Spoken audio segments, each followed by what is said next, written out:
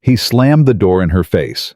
Not because he was cruel, because she had just asked the one question he had spent 45 years making sure nobody would ever ask him. Is marriage what you're afraid of? And for the first time in 20 years of storms, cattle losses, and brutal winters, Nathaniel Walker did not have an answer. If you've ever carried a pain so long it started to feel like strength, this story is for you. Subscribe to our channel and follow this story all the way to the end. And drop a comment. Tell me what city you're watching from. I want to see how far this story travels. The morning it all started, Nathaniel Walker was doing what he always did before sunrise. Working. He was out at the fence line on the eastern edge of Blackstone Ranch before the rest of his crew had even rolled out of their bunks. His hands were already cracked from the cold, his boots caked with the dark Montana mud that never fully dried in October. He had a hammer in his right hand, a mouthful of fence nails, and absolutely no intention of speaking to another human being until absolutely necessary. That was his routine. That was his preference. And for 20 years that preference had never once been questioned. His foreman, a broad-shouldered man named Holt, had learned early on that when Nathaniel was out on the fence line before breakfast, you did not follow him. You let him work. You kept your questions until he came back inside, poured himself a cup of coffee, and sat at the long wooden table in the main house like a man who had decided reluctantly to be among people again. But that morning, Holt broke his own rule. He walked out to the fence line, stopped about 10 feet away, and said nothing for a moment. Just watched. Nathaniel drove a nail clean through a post without looking up. You planning on standing there all morning, Holt, or did you come out here to tell me something? Holt cleared his throat. We got a situation. What kind? The kind that rode into town yesterday on a horse that was too small for the mountain trails and a trunk that was too big for a 2-week visit. Nathaniel finally looked up. Say that plainly. There's a woman in town, Holt said. Ryder. She's been asking questions about the ranching families out here, asking about you specifically. Nathaniel turned back to the fence post. Tell her there's nothing interesting about me. I tried that. Try harder. Holt pulled his hat off, turned it in his hands. She's already talked to the Hendersons and the Carmichael family. They told her, I don't care what they told her. They told her you're the most important man in this valley, Nate. That Blackstone Ranch is the spine everything else is built around. Holt paused. She's coming out here tomorrow morning. Nathaniel drove another nail. Hard. Harder than he needed to. Then she'll have a long ride out here for nothing. But Eleanor Hayes did not have a long ride for nothing. She showed up the next morning at exactly the time she said she would, 7:30, riding up the main trail to Blackstone Ranch on that too small horse with a leather satchel across her shoulder and a notebook already open in her hand. Nathaniel saw her coming from the porch. He did not go inside. He did not wave her off. He just stood there with his coffee and watched her ride up, partly because he respected punctuality, and partly because something in the way she carried herself, straight-backed, unhurried, completely unimpressed by the sheer size of the land around her, made him pause. Most people who rode up to Blackstone Ranch for the first time looked around. They took in the scope of the operation. The barns, the pastures, the crew quarters, the sheer scale of it all. It usually did something to a person. Made them quiet for a moment. Made them respectful in a way that felt close to fear. Eleanor Hayes looked directly at him. Not the land, not the barns. Him. She stopped her horse at the base of the porch steps, flipped a page in her notebook, and said without greeting, without introduction, You're younger than I expected. Nathaniel stared at her. I'm 45. I know. I just expected someone who'd built all this to look more worn out. He opened his mouth, closed it. It was, he would later admit to himself, not the response he was prepared for. Eleanor Hayes, she said, extending her hand up toward the porch. Harper's Weekly. I'm writing a series about the families who built the Montana frontier. Your ranch comes up in every single conversation I have in this valley. She tilted her head slightly, usually followed by a long silence. That's because people out here know I don't like being written about. That's exactly why I'm here." She smiled, not the practiced smile of someone trying to charm him, but the real kind, slightly crooked, like she found the whole situation genuinely interesting. The people who don't like being written about are always the ones worth writing about. Nathaniel looked at her for a long moment. Then he said, "Coffee." He hadn't invited anyone into the main house for 2 years.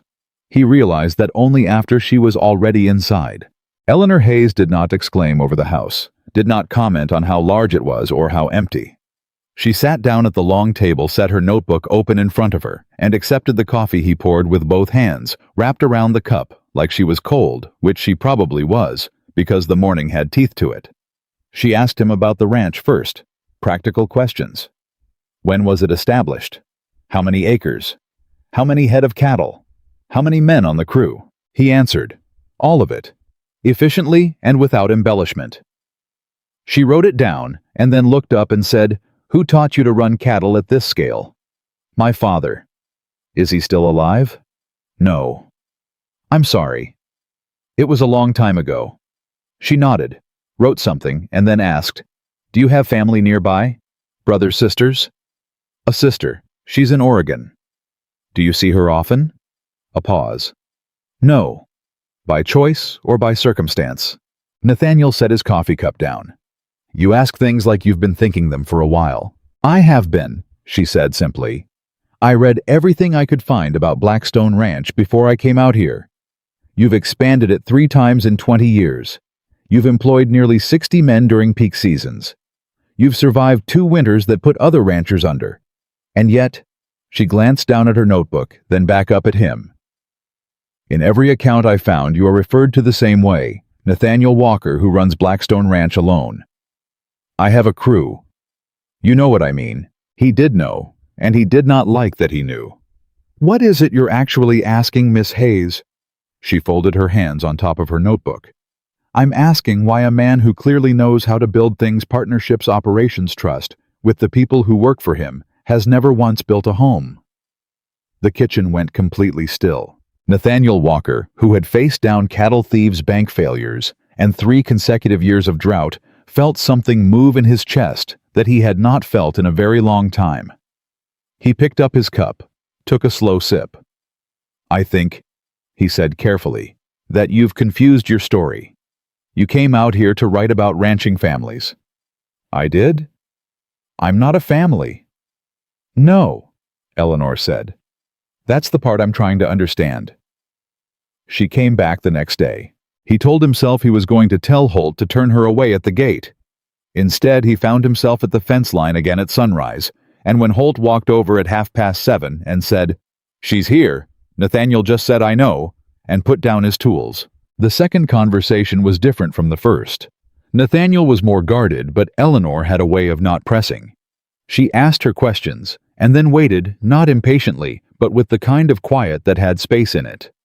The kind of quiet that suggested she had all the time in the world, and was genuinely comfortable with silence. It unnerved him more than the questions did. "Tell me about the land," she said that second morning.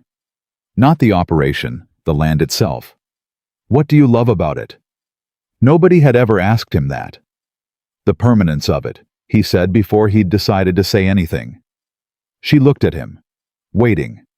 "Everything else changes," he said slowly. "Markets change. Weather changes. People—" He stopped. "The land doesn't change. You do what you're supposed to do, it rewards you. You neglect it, it shows. It's honest." Eleanor wrote that down. Slowly. And then she said without looking up, "You trust land more than people." It wasn't a question. He didn't deny it. "Has anyone ever given you reason to trust them the way you trust this land?" Nathaniel looked out the window at the pastures, the vast, open, silent acres that he had spent 20 years building and protecting and loving with the kind of devotion most men gave to their families. "Once," he said. And then he stopped talking. Eleanor did not push that thread. Not that day. But she came back a 3rd time, and a 4th, and by the end of that first week, She had become almost without Nathaniel noticing a fixture at the long table in the main house of Blackstone Ranch. The crew noticed. Holt noticed most of all.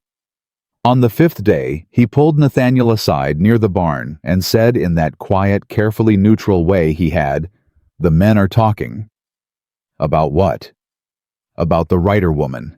Nathaniel didn't stop walking. "Let them talk." "They're not talking badly," Holt said, falling into step beside him. "They're talking like—" He paused, searching for the word. "Like they're watching something they didn't think they'd ever see." Nathaniel stopped, turned to face him. Holt met his eyes and said steadily, "It's good to have a light on in that house after supper, Nate." A very long pause. "She's a journalist," Nathaniel said. "She's here for a story. Maybe?" Holt put his hat back on. "Maybe she found a better one than she came for." He walked away before Nathaniel could respond, and Nathaniel stood there in the cold October air, looking at the main house where through the kitchen window he could see the warm glow of lamplight. And Eleanor Hayes bent over her notebook writing. He stood there longer than he should have. Then he walked back inside. The first real argument happened on the 6th day. Eleanor had been asking the crew questions. Not about the ranch operations, she had those covered by now, but about Nathaniel himself. About what kind of man he was, how he made decisions, what the other men thought of him. Nathaniel found out because one of the younger hands, a boy named Pete, who was barely 19 and had absolutely no sense of discretion, mentioned it at dinner. "That writer lady asked me today if you were always so serious," Pete said, completely oblivious to the temperature drop happening at the head of the table. "I told her you smiled once in the spring of 1883, but nobody could confirm it." The older hands went very still. Nathaniel set his fork down. Very slowly, he stood up from the table, walked out of the dining room, across the main house, and into the kitchen where Eleanor was sitting with her notes spread across the half of the table she had quietly claimed as her workspace over the past week. She looked up when he came in, and something in his expression made her put her pen down. "You've been asking my crew about me," he said. "Yes?" "Without telling me." "Yes." His jaw tightened. "I invited you here to talk about the ranch, the history of it, the land, the operation. I did not agree to be—" He stopped, finding the word "studied." Eleanor looked at him for a moment. Then she said calmly, "What do you think journalism is, Mr. Walker?" "I think it's the agreed-upon exchange of information. I tell you what I want the world to know, and you write it. I did not agree to have my crew interviewed about my personality." "And what is it about your personality?" Eleanor said, still calm, still measured, still in that infuriating way she had of making him feel like she was 3 steps ahead of the conversation. "That you're worried they might have told me—" The silence was enormous. "This conversation is finished," Nathaniel said. "That's fine," she said. "But I'll be here tomorrow morning, and I think you'll let me in, because—" She picked up her pen again. "You haven't actually answered any of the questions that matter, and I think some part of you wants to." He walked out. He did not slam the door. He wanted to. He did not sleep that night. He lay on his back in the dark of his bedroom, a room that was large enough for 2 people and had always held only one, and stared at the ceiling and thought about what she had said. "I think some part of you wants to." He almost laughed. Because the truth was, she wasn't wrong. And that was the most dangerous thing Eleanor Hayes had done since she arrived. She hadn't uncovered his secrets. She hadn't pried open the locked rooms of his past. She had simply, with calm, direct, patient attention, made him feel seen. And Nathaniel Walker had spent 20 years making absolutely certain that would never happen.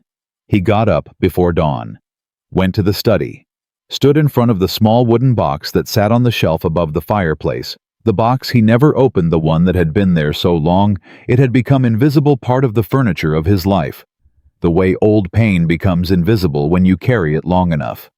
He opened it. Inside, folded small and worn at the creases from being handled, and then put away, and then left alone, was a letter. He didn't read it. He knew every word.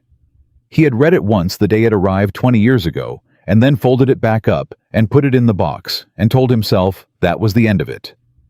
Margaret Collins had written it. The woman he had almost married, the woman he had let go. The letter was not angry. That would have been easier. The letter was worse than angry. It was understanding. It said things like, "I know why you did it, and I know you believe it was right. I hope one day you'll understand that protecting someone from a life they chose is the same as refusing to believe they know their own heart." He put the letter back, closed the box, stood in the dark until the first gray light of morning came through the window, and then he heard the sound of hoofbeats on the trail. She was early. He opened the door before she knocked. Eleanor stopped on the porch steps, surprise flickering across her face, for just a moment, the first genuine surprise he had seen from her. "You're up early," she said. "I didn't sleep." He stepped back from the door. "Come inside." She came in. He poured coffee. Neither of them spoke for a few minutes. Then Nathaniel sat down across from her and said in a voice that was lower than usual and rougher around the edges from a night of no sleep and too much thinking, "I owe you an apology for yesterday." Eleanor looked at him steadily. "You don't." "I do.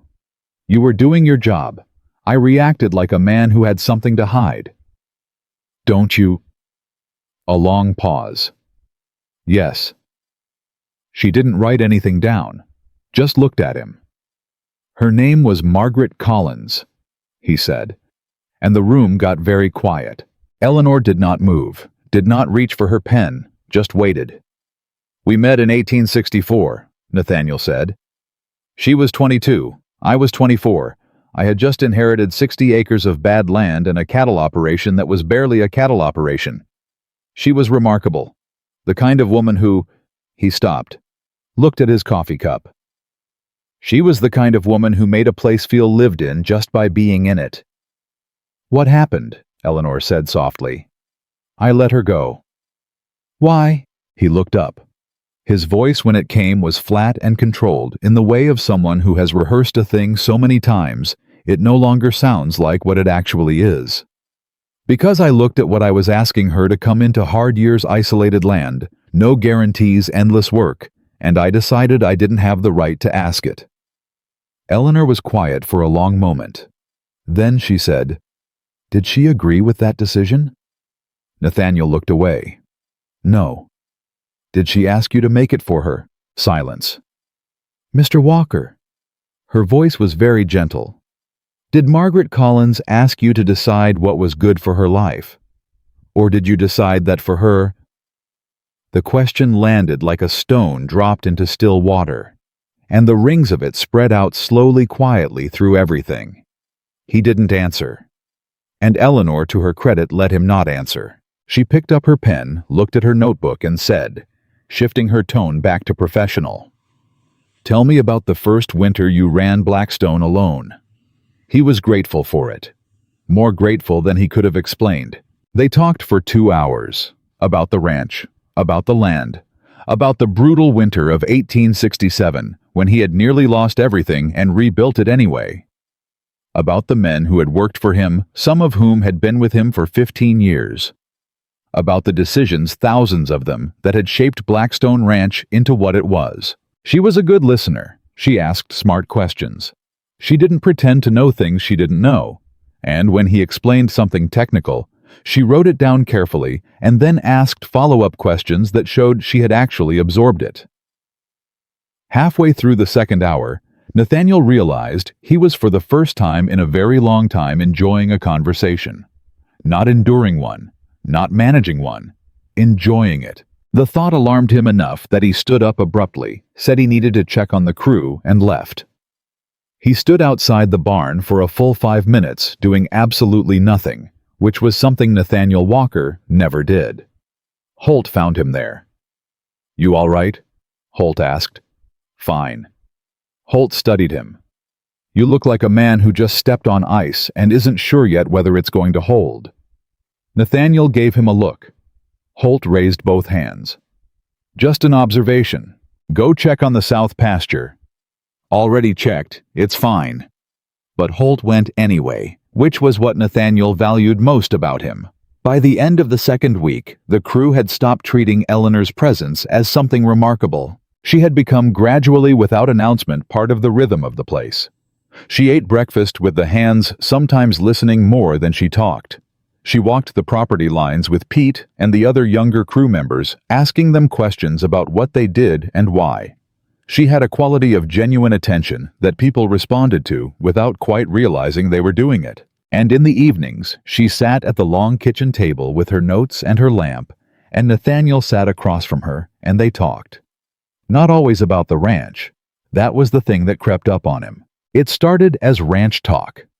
And then somewhere in the second week, it became other things.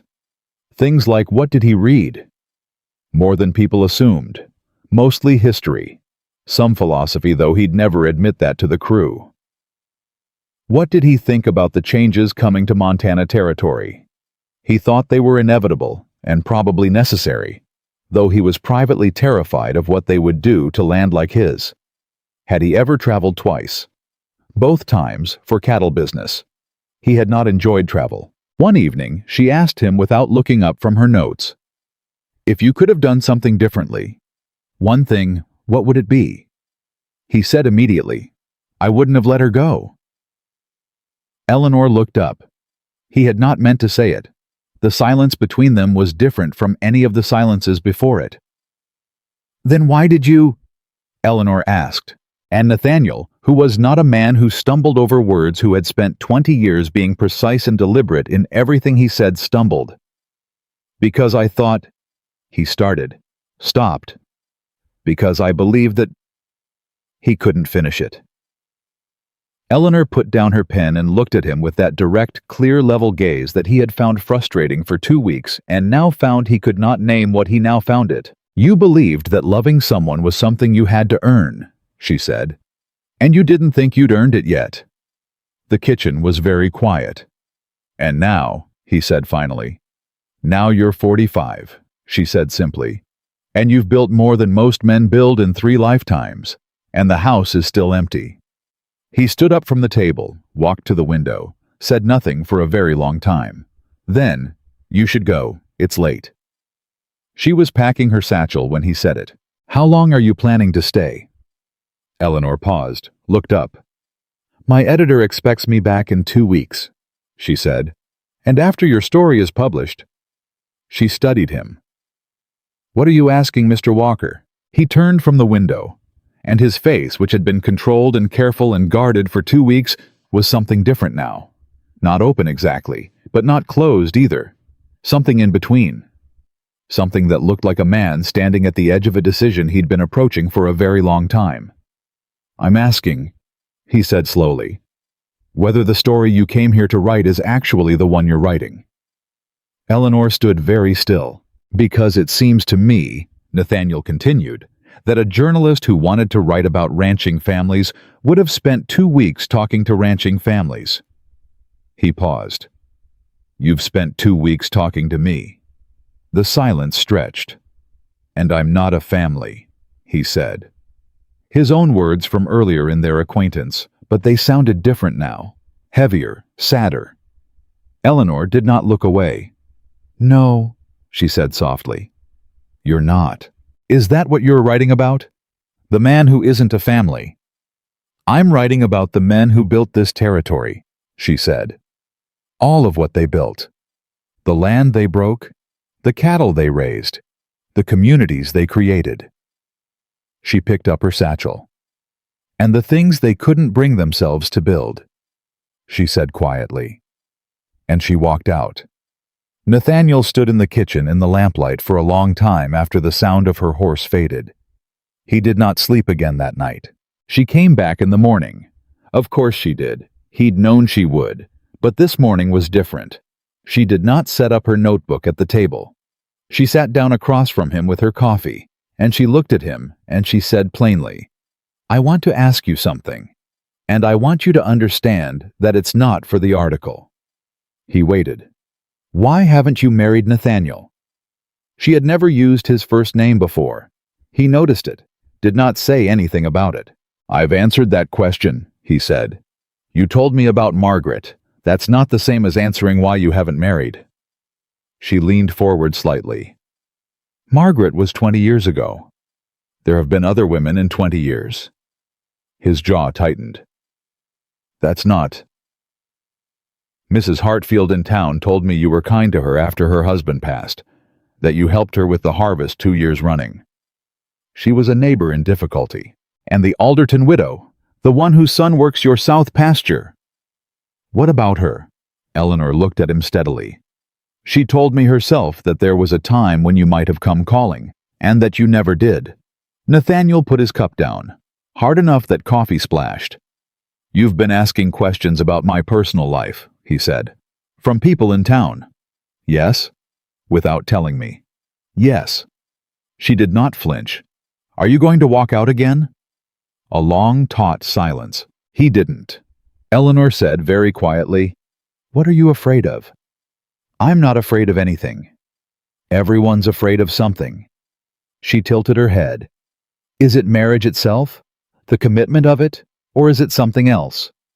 Miss Hayes. Because what I see, she said, and her voice was gentle, but absolutely direct. The way a good doctor is direct is a man who protects everyone around him from every possible difficulty, who provides, who helps, who builds, and who has decided for reasons that made sense to a 24-year-old boy that he is not allowed to want anything back. Nathaniel stood up. This conversation. Is marriage what you're afraid of? She said. She said it quietly, clearly, looking straight at him, and he stopped. He stood there at the table with his hand on the back of his chair, and he looked at her, and he felt something shift in his chest, something he did not have a name for, something that felt like a door moving on very old hinges. No, he said. It came out low and rough and honest. Then what? She said. He opened his mouth, closed it. He walked to the door of the kitchen, put his hand on the frame, and without turning around he said it. I'm afraid of needing someone. The words sat in the air between them like smoke. He stood with his back to her for a long moment. Then he heard the scrape of her chair. She did not cross the room. She did not touch his arm or say something soft and reassuring. She said, Why? He turned slowly. Why is needing someone something to be afraid of? She said. She wasn't being challenging. She was genuinely asking. Like it was a real question she actually wanted to understand. Because... He stopped. His voice was rougher than usual, and he didn't like it. Because needing someone means they have the power to destroy you. Or to save you, Eleanor said. Same thing. No, she said. It's not. He looked at her. She stood up, and she walked toward him, not close, not crowding him, just across the kitchen to stand on equal ground, and she said, Needing someone means trusting them, and trust doesn't destroy you. The absence of it does. You make it sound simple. It's not simple, she said. It's terrifying. I know exactly how terrifying it is. And something in her voice shifted, something more personal. Something that told him this was not purely professional observation. But the terror doesn't go away by building bigger fences, Nathaniel. It just gets quieter, and you stop hearing it, and 20 years go by, and one day you realize you've been so busy keeping yourself safe that you forgot to live. He stood very still. Who hurt you? He asked. A flicker of something, there and gone. That's not what this conversation is about, she said. I think it is. A long silence. Eleanor Hayes, who had not once wavered in 3 weeks of the most direct conversations Nathaniel Walker had ever been dragged into, looked away. And he understood suddenly that she had not come to Montana only looking for a story about frontiersmen. She had come here looking for something else, something she hadn't found yet. The next morning, Holt met him at the barn door with the look on his face that Nathaniel had learned over 15 years to read as trouble. What? Nathaniel said. Ryder came in from town this morning, Holt said. Brought a letter. Ranch business? No. Holt held it out. For Miss Hayes. Nathaniel took it. Read the name on the envelope. His expression didn't change. "She's still at breakfast," Holt said carefully. "She doesn't know yet." Nathaniel looked at the letter. The return address was a publishing office in New York City, and beneath it in small handwritten letters added as a note were 3 words that changed everything he had begun to believe about why Eleanor Hayes had come to Montana. Come home. Now. He stood holding that letter for a long time, and something that had just barely begun to come alive inside him, something small and careful and 20 years overdue, went very quiet. He walked into the kitchen. Eleanor was at the table with her coffee, her notebook open, her pen in hand. She looked up when he came in and saw his face. She put the pen down. What happened? He set the letter on the table in front of her. She looked at it, did not pick it up immediately. "When did this arrive?" she said. "This morning." She picked it up, read it. He watched her face as she read it, watched something careful and composed move across her expression. The face of a woman who was very good at not showing what she felt, which was something he recognized intimately. She folded the letter, set it down, picked up her coffee. "I have to go," she said. "Yes." A pause. "I'm sorry," she said. He sat down across from her. "What for?" "For," she stopped. "For coming here with a job to do and making it into something else." "Did you?" She looked at him. "Did you make it into something else?" he asked. The question hung in the air between them for a long time. "I don't know," she said finally. "Honestly, I don't know what I made it into." Nathaniel looked at this woman who had arrived on his land 3 weeks ago and had quietly, and without his permission, and with complete disregard for the walls he had spent 20 years building, made the main house feel like a home again. And he said the truest thing he had said in 20 years. "I do." The kitchen was completely still. Eleanor Hayes looked at Nathaniel Walker across the long wooden table, and neither of them moved. "I do," he said, and those 2 words quiet as they were landed in that kitchen like a stone through glass. Eleanor Hayes did not look away. She did not reach for her coffee, did not pick up her pen, did not do any of the small safe things a person does when they need to buy time. She just looked at him. And for the first time since she had ridden up to Blackstone Ranch 3 weeks ago, Eleanor Hayes had absolutely nothing to say. That silence told Nathaniel everything, not because it meant she felt nothing, but because it meant she felt something she hadn't planned on feeling. And Eleanor Hayes, he had come to understand, was a woman who planned everything. "You don't have to say anything," he said. "I know," she said. "That's the problem." She stood up from this table, picked up the letter, put it in her satchel, and then she stood there with one hand on the strap and looked at him in a way that reminded him painfully and precisely of the last time he had stood in front of a woman who deserved more from him than silence and distance, and the particular kind of cowardice that disguises itself as selflessness. "When do you have to leave?" he asked. "I should leave today," she said. "Should." "Today," she said again. Firmer this time, like she was telling it to herself as much as to him. He nodded once, stood up. "I'll have Holt saddle your horse." He walked to the door. "Nathaniel." He stopped. He did not turn around, not because he was being cold, but because he knew that if he turned, Claude's response was interrupted. "Is marriage what you're afraid of?" she asked. The Lonely Rancher's answer changed everything. Part 1. Opening.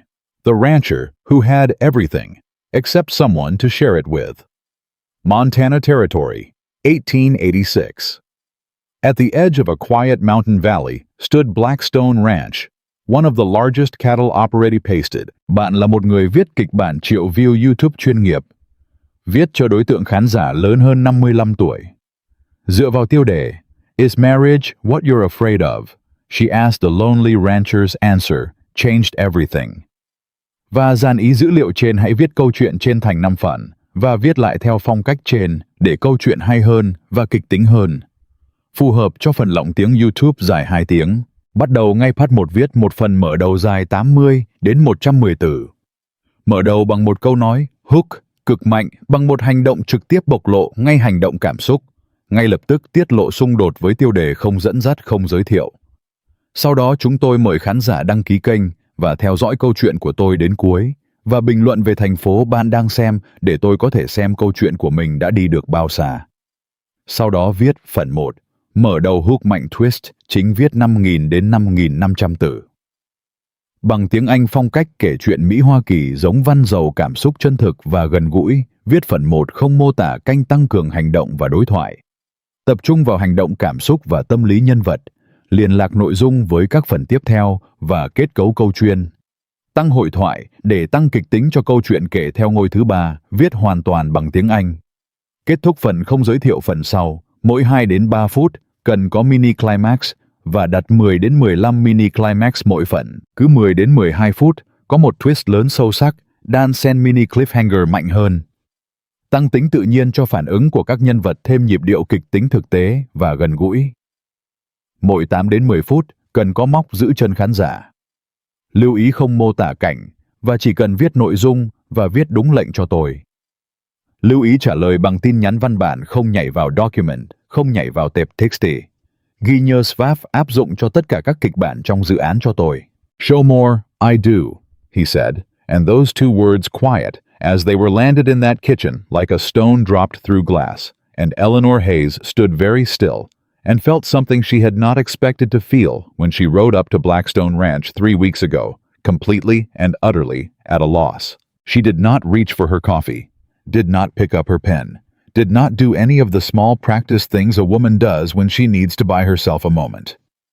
She just looked at him across the long kitchen table with the morning light coming through the window and the letter from New York sitting between them, like a verdict neither one of them had asked for.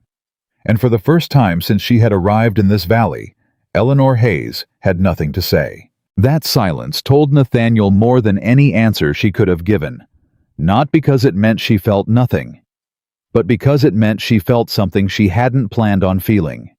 And Eleanor Hayes, he had understood from the very first day, was a woman who planned everything. She planned her questions. She planned her silences. She planned the exact angle of every conversation so that it went where she needed it to go.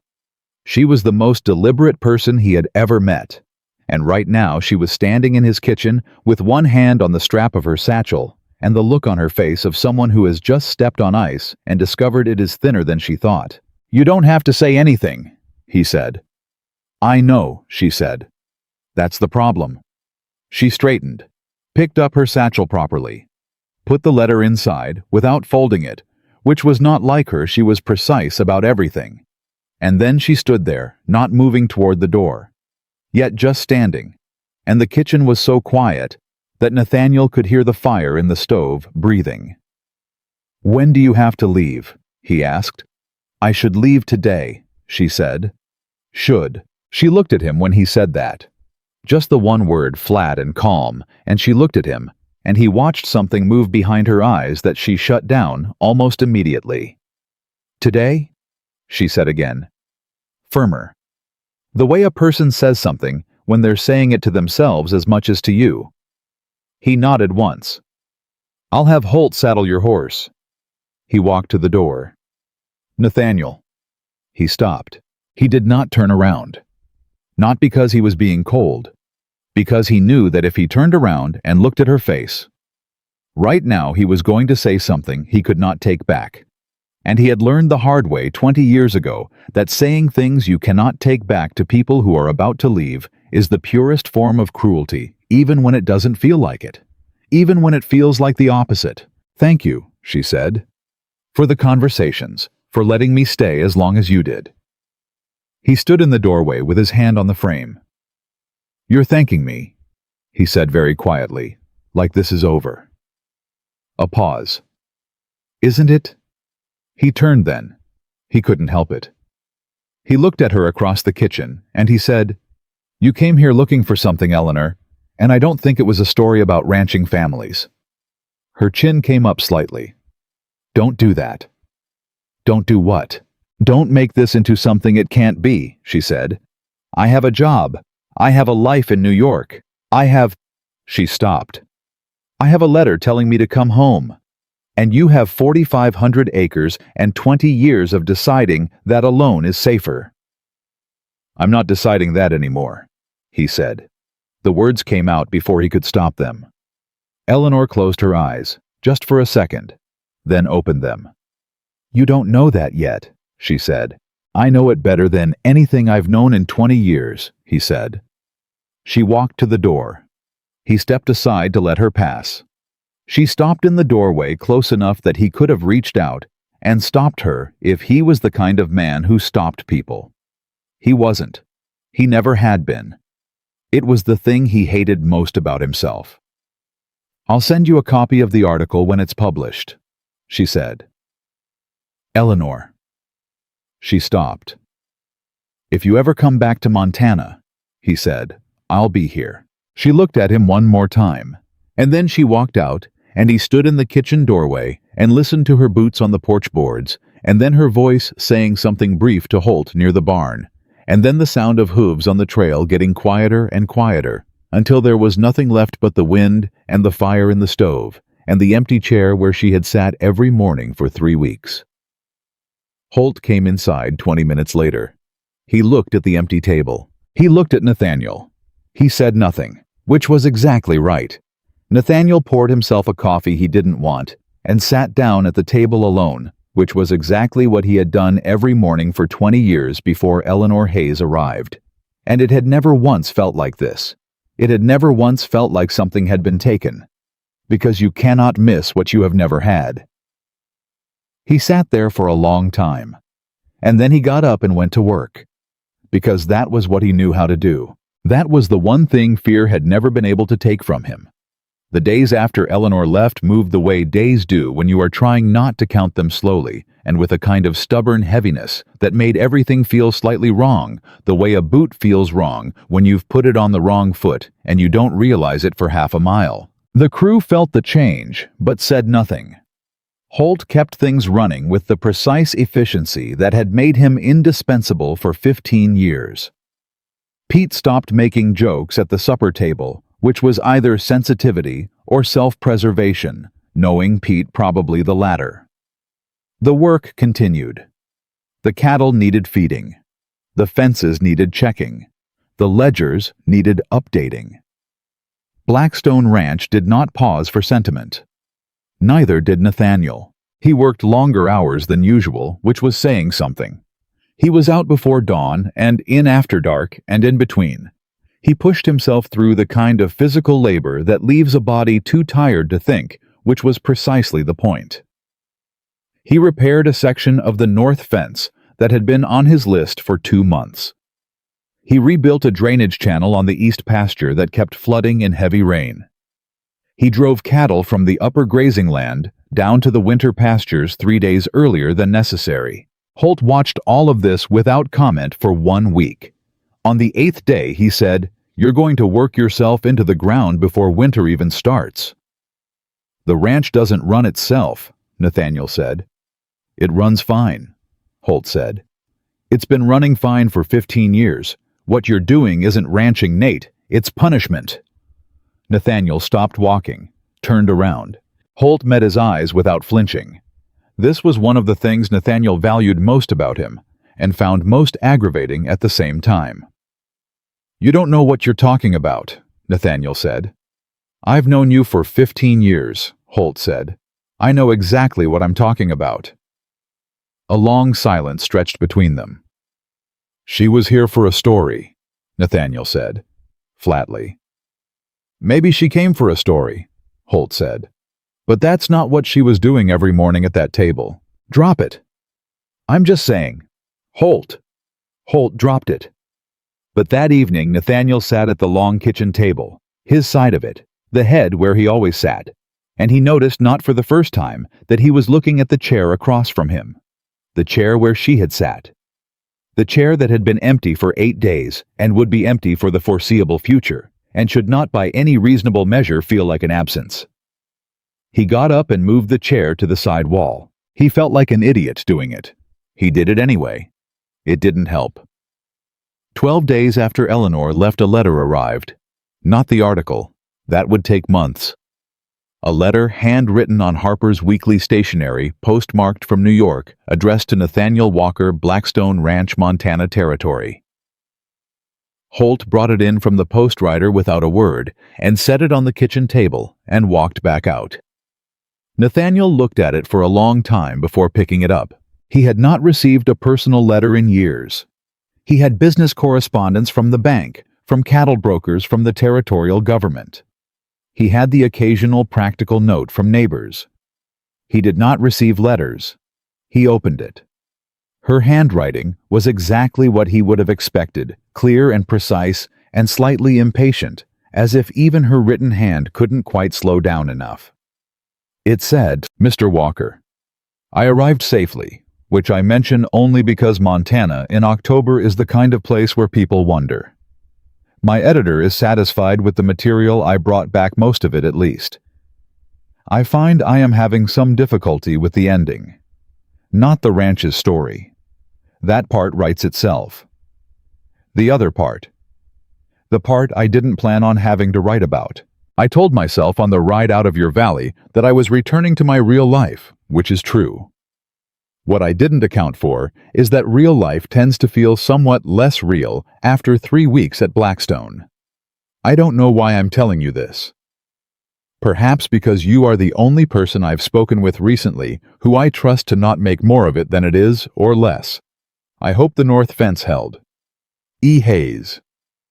Nathaniel read it twice, folded it, put it in his shirt pocket, then sat in the kitchen for 20 minutes before he realized he was smiling. He was not a man who smiled easily or often. He was aware that his crew would find it alarming. He straightened his face, stood up, got back to work. But the letter stayed in his shirt pocket for 3 days before he moved it to the desk drawer. He wrote back that same evening. He had never been a natural writer. Everything he put on paper felt stiff and too formal, like someone else's voice wearing his clothes. He wrote 4 drafts and burned 3 of them in the stove. The 4th one said, "Miss Hayes, the north fence held. The drainage channel on the east pasture is repaired 2 months past due. The cattle are in the winter pastures. The ranch is in good order. I find I have been moving furniture. I hope you found what you came to New York for. I didn't say what I meant on the morning you left. I'm better on paper. What I meant was this house was quiet before you arrived. I had stopped noticing the quiet. I notice it now. N. Walker." He felt like a fool posting it. He posted it anyway. Her reply came 11 days later. He knew it was from her before he opened it. Something about the handwriting on the envelope, the angle of the letters, slightly rushed. She had written, "You move furniture when you're unsettled. I reorganize my notes when I am unsettled. My editor says my desk currently looks like a library that lost an argument with a windstorm." He has a point. Your letter was not stiff. It was honest. In my experience, those are the same thing. I had a conversation yesterday with a colleague who asked me about the Montana piece, and I began telling him about the land and the ranching families and the history of the territory, and somewhere in the middle of it, I stopped talking, and he looked at me and said, "Who is he?" And I said, "Nobody." And then I sat at my desk for an hour thinking about what a stupid thing that was to say. You are not nobody, Nathaniel Walker. I don't know what you are yet, but you're not that. E. Nathaniel read that letter sitting in the kitchen after supper, when the crew had gone to the bunkhouse and the house was quiet around him. He read it 3 times. Then he set it face down on the table and stared at the wall for a while. He was 51 days away from the worst winter Blackstone Ranch had seen in a decade. He did not know that yet. What he knew right now was that his chest felt like something had been loosened in it, some tight old knot that had been there so long he had forgotten it wasn't normal, and that it was both the best and most terrifying feeling he had experienced in 20 years. He wrote back the same night. This time he didn't burn any drafts. He wrote, "You are not nobody either. I thought you should know that I knew it from the first morning you rode up to this house and looked at me instead of the land. Most people look at the land first. You didn't. I didn't know what to do with that then. I think I do now. Come back to Montana, Eleanor. Not for the story. Not for the article. For the other part. The part you said you were having difficulty writing. I'll be here. Nathaniel. He sent it before he could reconsider. Then he went to bed and slept for the first time in weeks through the entire night. 3 weeks passed. No reply. He told himself she was busy. She was a journalist in New York City. She was busy. He told himself the post was slow, which it often was. He told himself 12 different reasonable things that a reasonable man would tell himself. At the end of the 3rd week, he was out on the south fence line at midday when Pete came riding out at a pace that meant something was happening. "Rider from town," Pete called out, "with a telegram." A telegram was not a letter. Telegrams were urgent. Nathaniel's first thought, and he was ashamed of how fast it came, was that something had happened to her. Some accident, some illness, something that would explain the silence. He took the telegram from Pete's hand. It was not from Eleanor.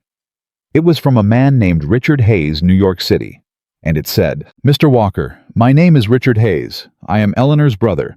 She has spoken of you. She is unwell, nothing grave, but she asked me to write to you as she cannot write herself presently. She asked me to tell you she received your letter. She asked me to tell you she is thinking about it. She will write when she is able." Nathaniel read it standing in the cold with Pete watching him from horseback. "Everything all right?" Pete asked. "Fine," Nathaniel said. He folded the telegram, put it in his pocket. "Get back to the fence," he said. Pete went. Nathaniel stood there for a moment longer. He was thinking with a clarity that surprised him that he was not afraid. He was something else. Something that felt like urgency, like purpose, like the particular sensation of knowing exactly what you need to do, and finally being ready to do it. She was unwell. She was in New York. She was thinking about his letter. He went back to the fence. He worked the rest of the afternoon in a focused, deliberate silence. And that evening after supper, he did not go to the study or to bed. He sat at the kitchen table with paper and pen, and he wrote the longest letter he had written in his entire life. Not to Eleanor, to her brother. He wrote, "Mr. Hayes, thank you for informing me. I would appreciate being kept informed of her recovery. I will write directly to her as well, although I understand she may not be able to read correspondence presently. I do not know what kind of man you expected from your sister's description, but I will tell you plainly what kind of man I am. I am not a patient man by nature, but I have learned patience because the ranch demands it. I am not an eloquent man, but I am an honest one. Your sister came to Montana looking for a story, and instead she asked me a question nobody had asked me in 20 years. I did not answer it well at the time. I intend to answer it better, if she is willing to hear it. Please tell her that Blackstone Ranch is still standing, and so am I. Nathaniel Walker." He sent it the next morning. Then he wrote to Eleanor directly, a shorter letter, just 4 sentences. "I heard you are unwell. I am sorry. Rest and recover, and don't argue with your doctor, which I suspect you are currently doing. When you are better, I have something to ask you, and I would rather ask it in person, but I'll ask it on paper if that's what it takes." He sent that one too. 2 weeks later, 38 days after her last letter, which he had counted without meaning to, a reply came. Her handwriting was slightly less precise than usual. Just slightly. Like someone writing with a hand that had been too still for too long. She wrote, "I had pneumonia. It is gone now. My brother tells me he wrote to you, which I did not ask him to do, although I'm not sorry he did. He also tells me with the insufferable confidence of younger brothers everywhere that he approves of you, which you should probably find alarming, given that he has never met you. I read your 4 sentences 14 times. I am better now. Ask me on paper. E." Nathaniel sat down in the kitchen chair. He read that letter twice. He put it down on the table. He picked it back up. He said out loud to the empty kitchen, "She wants me to ask on paper." He sat there for a long time thinking about it. He was not a romantic man. He was a rancher. He repaired fences and managed cattle and survived winters. He did not write love letters. He did not make grand declarations. He was, as he had told Eleanor herself, better on paper than in person, but only marginally, and only on practical subjects. But she had said ask me on paper. So he picked up his pen, and he wrote, "Eleanor, I am going to ask you something, and I want you to understand that I have thought about it carefully, and I am not asking out of loneliness, or sentiment, or because a Montana winter makes a man melodramatic. I am asking because I am 45 years old, and I have built something worth sharing, and I have spent 20 years sharing it with nobody, and I am done pretending that was a choice and not a failure of nerve. I am asking because 3 weeks with you at this table was the first time in 20 years that this house felt like a home, and not just a building where I sleep between days of work. I am asking because you looked at me instead of the land, and nobody has done that in longer than I can tell you. Come back to Montana, Eleanor, not to write, not to finish the article. Come back because I want to show you what this ranch looks like in winter and in spring, and in the kind of summer that makes you understand why people fought so hard to build lives out here. Come back because I think you came here looking for the same thing I've been building toward for 20 years without knowing what it was. I don't know if what I'm feeling is what other people call love. I don't have much experience with it, but I know it is the most honest thing I have felt since I was 24 years old, and I let the wrong choice become a habit. You asked me once if marriage was what I was afraid of. I told you no. I told you I was afraid of needing someone. I need you to come back to Montana, Eleanor. That's my answer. Nathaniel. He sealed it before he could read it back. He handed it to Holt the next morning and said, "Make sure this gets to the postwriter." Holt looked at the envelope, looked at Nathaniel, said, "Yes, sir," with a perfectly straight face and the faintest possible movement at the corner of his mouth that was as close to a smile as Holt ever got. Then he rode to town, and Nathaniel Walker went back to work. He was repairing the east barn roof on a Tuesday afternoon, when Pete scrambled up the ladder and stuck his head over the roof edge with an expression that Nathaniel recognized immediately as meaning something had happened, and Pete was very excited about it and could not decide whether he was allowed to be. "What?" Nathaniel said. "There's a rider on the main trail," Pete said. "From town. But they're not coming from town." Nathaniel stopped working. "What do you mean they're not coming from town?" "I mean they're coming from the direction of town, but they didn't ride out from town this morning. Tom Jeffries saw them get off the stage from the east yesterday afternoon." Pete paused. "It's a woman, Nate, with a trunk." Nathaniel set down his tools. "A trunk that's too big for a short visit," Pete added helpfully. Nathaniel climbed down from the roof. He stood at the base of the barn ladder, and he did something that he had not done in 20 years. He straightened his jacket, ran a hand through his hair, stood up straight in the particular way of a man who is trying not to look like he is doing any of those things. Pete watched this with enormous satisfaction and said nothing, which was the most mature decision Pete had made in the 2 years he had worked at Blackstone Ranch. Holt came around the side of the barn, stopped, looked at Nathaniel, looked at the trail, looked back at Nathaniel. "She wrote back, didn't she?" Holt said. "She didn't write back," Nathaniel said. A pause. Both of them watched the rider coming up the main trail. "Better," Holt said simply. And Nathaniel Walker, rancher survivor man, who had spent 20 years building walls around a heart that had never actually stopped wanting. What it had given up stood in the October cold and watched Eleanor Hayes ride up to Blackstone Ranch for the second time. This time, she did not have just the leather satchel. She had the trunk. She pulled up her horse at the base of the porch steps exactly as she had the first time. And she looked at him exactly as she had the first time. Not the land, him. She said without greeting, without preamble, in that direct and utterly Eleanor way, that he had missed every single day for 7 weeks. "Your letter was not particularly romantic." "No." He agreed. "It was also the most honest thing anyone has ever said to me." He nodded once, said nothing. "I argued with my doctor," she said. "I assumed you would." "He said I wasn't ready to travel." "Are you?" "No," she said. "But I've discovered that waiting until you're ready is how 20 years disappear." Something happened to Nathaniel Walker's face in that moment. Not a dramatic thing. Not a breaking open, or a flooding, or any of the theatrical sorts of things that happen to people in stories. Just a quiet thing. A settling. Like a door finally closing on a wind that had been blowing through an open house for 20 years. "Come inside," he said. "The coffee's on." And she did. She swung down from her horse and handed the reins to Pete, who was practically vibrating with the effort of looking casual, and she walked up the porch steps and through the door that Nathaniel held open, and she stopped just inside the kitchen and looked at the long table. She looked at the chair on the side wall, the one he had moved, the one that was no longer across from his place at the table. She looked at him. "You moved the chair," she said. "I moved it back this morning," he said. Eleanor Hayes looked at the chair that was back in its place across the table. Her place, the place she had claimed without either of them naming it. The place that had been empty for 7 weeks and was now simply and completely available.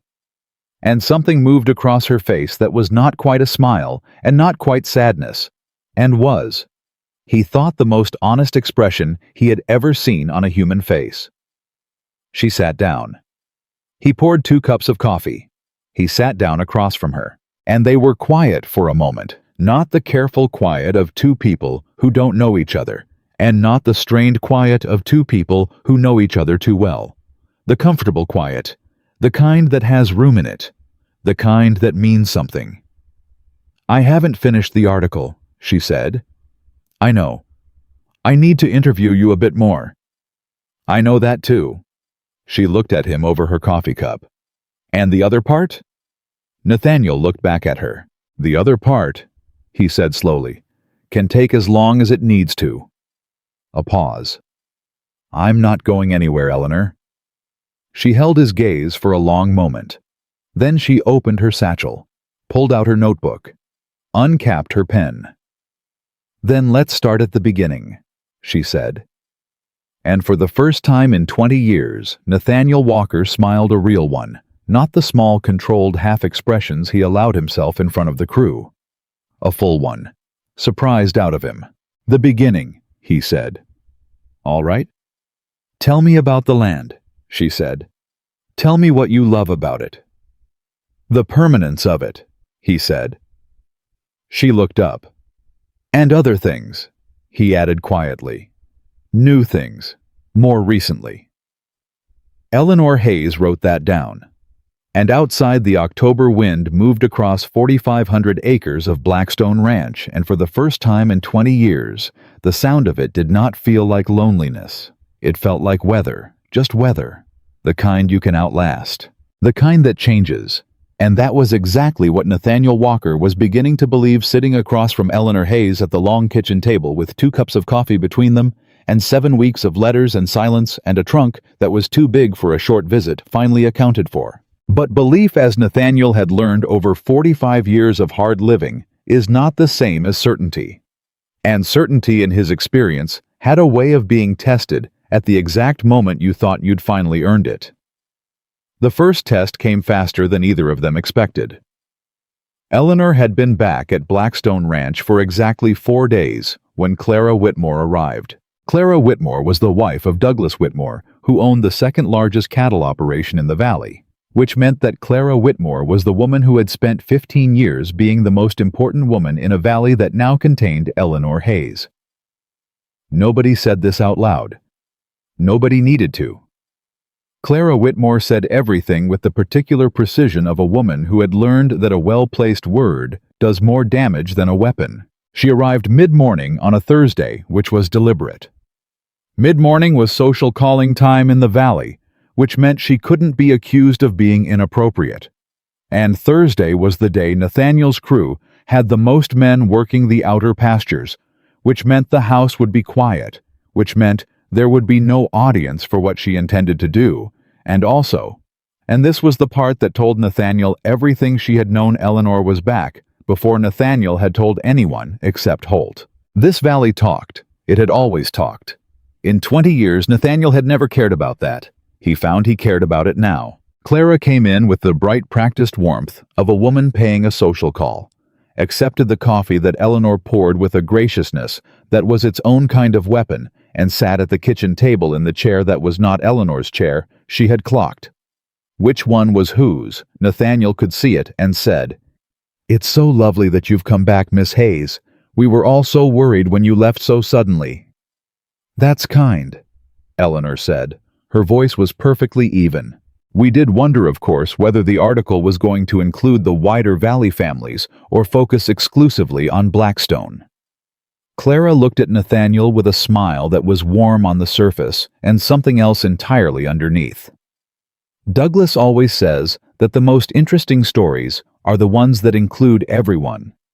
"I agree completely," Eleanor said. "I plan to speak with all the major families before I finish." "How wonderful!" Clara set her cup down, looked from Eleanor to Nathaniel and back again, with the unhurried confidence of a woman who has decided exactly what she thinks. "And will you be staying long? We've heard well the trunk rather suggests a longer visit." A short silence. Nathaniel spoke before Eleanor could. "Miss Hayes is my guest," he said, "for as long as she needs to be." Clara looked at him. Something shifted in her expression, not quite surprise, but close to it. Because in 20 years, Nathaniel Walker had never once said anything like that about anyone. "Of course," she said smoothly. "Douglas will want to have you both for dinner, perhaps next week." "We'll see," Nathaniel said.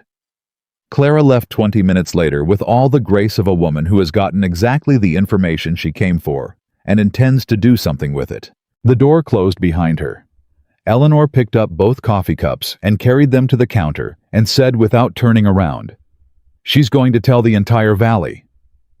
"She already has," Nathaniel said. "She told them before she came here. That's why she came." Eleanor turned around. "Does that bother you?" He thought about it honestly. "No," he said. "What bothers me is that it might bother you." She looked at him for a moment. Then, "I'm a journalist, Nathaniel. I have been written about, talked about, and speculated about since I was 26 years old and published my first piece under my own name instead of a male pseudonym. Clara Whitmore is not my first experience with a woman who has decided what she thinks before she's asked a question." "That's not an answer to what I asked?" She paused. "No," she said. "It's not." She came back to the table, sat down, looked at him directly, which was the thing she always did when she was about to say something she'd been thinking about carefully. "What bothers me," she said, "is not what the Valley thinks. What bothers me is that you've spent 20 years here alone building this place, and the moment you stop being alone, everyone is going to have an opinion about it. And I don't want the weight of that to fall on you." Nathaniel stared at her. "You're worried about me," he said. "Yes. You came back to Montana with a trunk that you admit is too large for a short visit, because I wrote you a letter asking you to come back, and you're sitting in my kitchen worried about what this is going to cost me." "Yes," she said again, a little impatiently. "Is that strange?" "It's the most backwards thing I've heard in 20 years, he said, "and I've heard some things." "Nathaniel." "Eleanor." He leaned forward, put both hands flat on the table. "Let me be very clear about something. I have spent 2 decades making decisions based on what something might cost other people. I decided what Margaret could and couldn't handle. I decided what this valley needed me to be. I decided over and over again that the safest thing was to ask nothing and need nothing and let everyone around me think I was just fine." He paused. "You were the one who told me that was not protection. Remember," she was quiet. "So stop protecting me," he said. She looked at him for a long time, then very quietly, "I'm not very good at being protected either." "I know," he said. "That's one of the things I—" He stopped. He was not yet comfortable saying the word. She could see him stopping at the edge of it. "That's one of the things," he said instead. And Eleanor, who understood exactly what he had almost said, picked up her pen and looked at her notebook and let him have the almost because she knew better than anyone that some doors you push open 1 inch at a time. The second test came 8 days later and was considerably less subtle than Clara Whitmore. A man named Arthur Tilden rode out from town on a Wednesday morning, and he was not paying a social call. Arthur Tilden was a land attorney, and he represented 3 separate cattle operations in the valley, who had over the years made quiet inquiries about purchasing the eastern section of Blackstone Ranch. Nathaniel had turned them all down without much discussion. He had the sense that this visit was not going to be a quiet inquiry. He was right. Tilden sat at the table in the kitchen. Apparently, Nathaniel thought his kitchen had become a public meeting room with his leather case open and a document he kept almost showing Nathaniel without quite showing him yet, which was an attorney trick Nathaniel recognized and disliked. Eleanor had removed herself to the study, which was her way of being respectful of his business. Nathaniel found he did not want her removed. He found, in fact, that he was annoyed at the assumption that this was business she shouldn't be present, for which was an interesting thing to notice about himself. My clients, Tilden said, are prepared to offer a very significant amount for the eastern 800 acres. More than fair market value, significantly more. I'm not selling, Nathaniel said. Mr. Walker, if I may. You may not, Nathaniel said. I've told your clients the same thing 3 times over 6 years. The answer is the same. Tilden folded his hands. He had the look of a man who had been told to come back with more than an offer. My clients are also, and I want to be delicate here because they asked me to be concerned about some recent developments at Blackstone. Nathaniel went very still. The kind of still that people who knew him had learned to read correctly. What developments? He said. The presence of an outside party. Tilden said carefully, who has been, from what my clients understand, spending considerable time at this ranch. A writer from New York. My clients have some concerns about the nature of the relationship and what it might mean for the future management of Blackstone. The kitchen was so quiet that the fire in the stove sounded loud. Your clients, Nathaniel said very slowly and very clearly, are concerned about who is in my house. They're concerned that I might share this land with someone, Nathaniel said. They're concerned that if I have a family, the eastern acres are less likely to come up for sale. That is what they're concerned about. Tilden said nothing, which was confirmation. Get out, Nathaniel said. Mr. Walker, take your document and your client's concerns and get off my land, Nathaniel said, still very quiet, very clear, the way he said things when he was far past angry and into something colder. And you can tell them from me that Blackstone Ranch is not, has never been, and will never be for sale. Not any part of it. And who lives in my house is not their business or yours or anyone's. Tilden picked up his case, stood, had the sense not to say anything further. He left. Nathaniel stood in the kitchen for a moment. Then he walked to the study door and knocked twice. Come in, Eleanor said. He opened the door. She was at the small desk in the corner, notebook open, but she had clearly not been writing. She had been listening to every word. You heard, he said. The walls in this house are not particularly thick, she said. He leaned against the doorframe. I'm sorry about that. You have nothing to apologize for, I know. He looked at her. I'm apologizing because you're a journalist from New York and you came back to Montana, and it's been less than 2 weeks, and you've already been inspected by the Valley's social authority and made the subject of a land attorney's concerns. Eleanor looked up at him with an expression that was part amusement and part something more serious. Nathaniel, she said, I'm 38 years old. I published my first article under a man's name because the editor wouldn't take it otherwise. And when I started using my own name, my publisher told me readership would drop. It didn't. I covered the railroad expansion through Wyoming alone 3 years ago, on a horse in the rain for 6 weeks. She paused. I'm not frightened of Arthur Tilden. I know, he said. Are you? He blinked. Am I what? Frightened, she said. Not of Tilden, of this. She gestured between them, not dramatically, just precisely.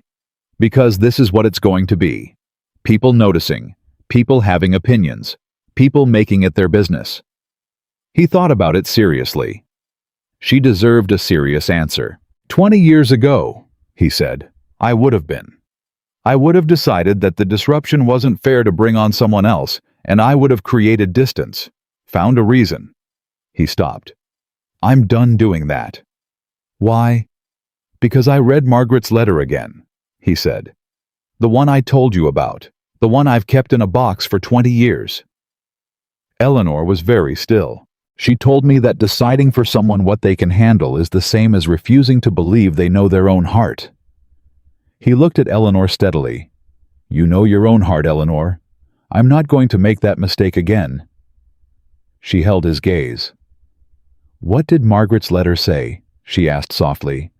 That she understood why I did it, he said. And that she hoped I would understand one day that protecting someone from a life they chose is not love. It's fear wearing love's clothes. The study was quiet. How long have you known that? Eleanor asked. Since the morning you asked me if marriage was what I was afraid of, he said. I've known it every day since then. She looked at him for a long moment. Then she picked up her pen. Sit down, she said. Tell me about the East pasture, the real history of it. Not the acreage, the history, why you won't sell it. He sat, and he told her, and it was not about land at all. The storm came the third week of November, which was 2 weeks earlier than the worst storms usually came, and it came without the usual warning signs. No gradual temperature drop, no restless cattle, no slow build of clouds over the mountains. It came in the night, sudden and violent, the kind of weather that the Montana Territory produced when it wanted to remind people that it was bigger than anything they had built. Nathaniel was awake before it fully hit some rancher's instinct that had nothing to do with sound and everything to do with 20 years of reading the way air moved over his land. He was already pulling his coat on when Holt's fist hit the bunkhouse bell. He was out the door and heading toward the barn when Eleanor appeared behind him. Go back inside, he said, not stopping. What's happening? Storm. Bad one. Go back inside, Eleanor, I mean it. She went back inside, for about 4 minutes. Then she was behind him again, coat on hat pulled down, moving with the focused efficiency of a woman who had covered a railroad expansion in Wyoming alone for 6 weeks.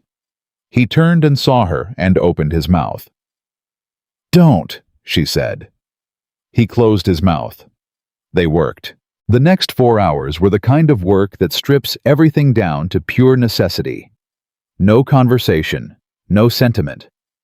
Just hands and muscle and the absolute focus of people doing something that matters. The crew was moving cattle away from the north fence line where the wind was strongest. 2 of the younger hands were struggling with a section of the east barn roof that the wind had caught.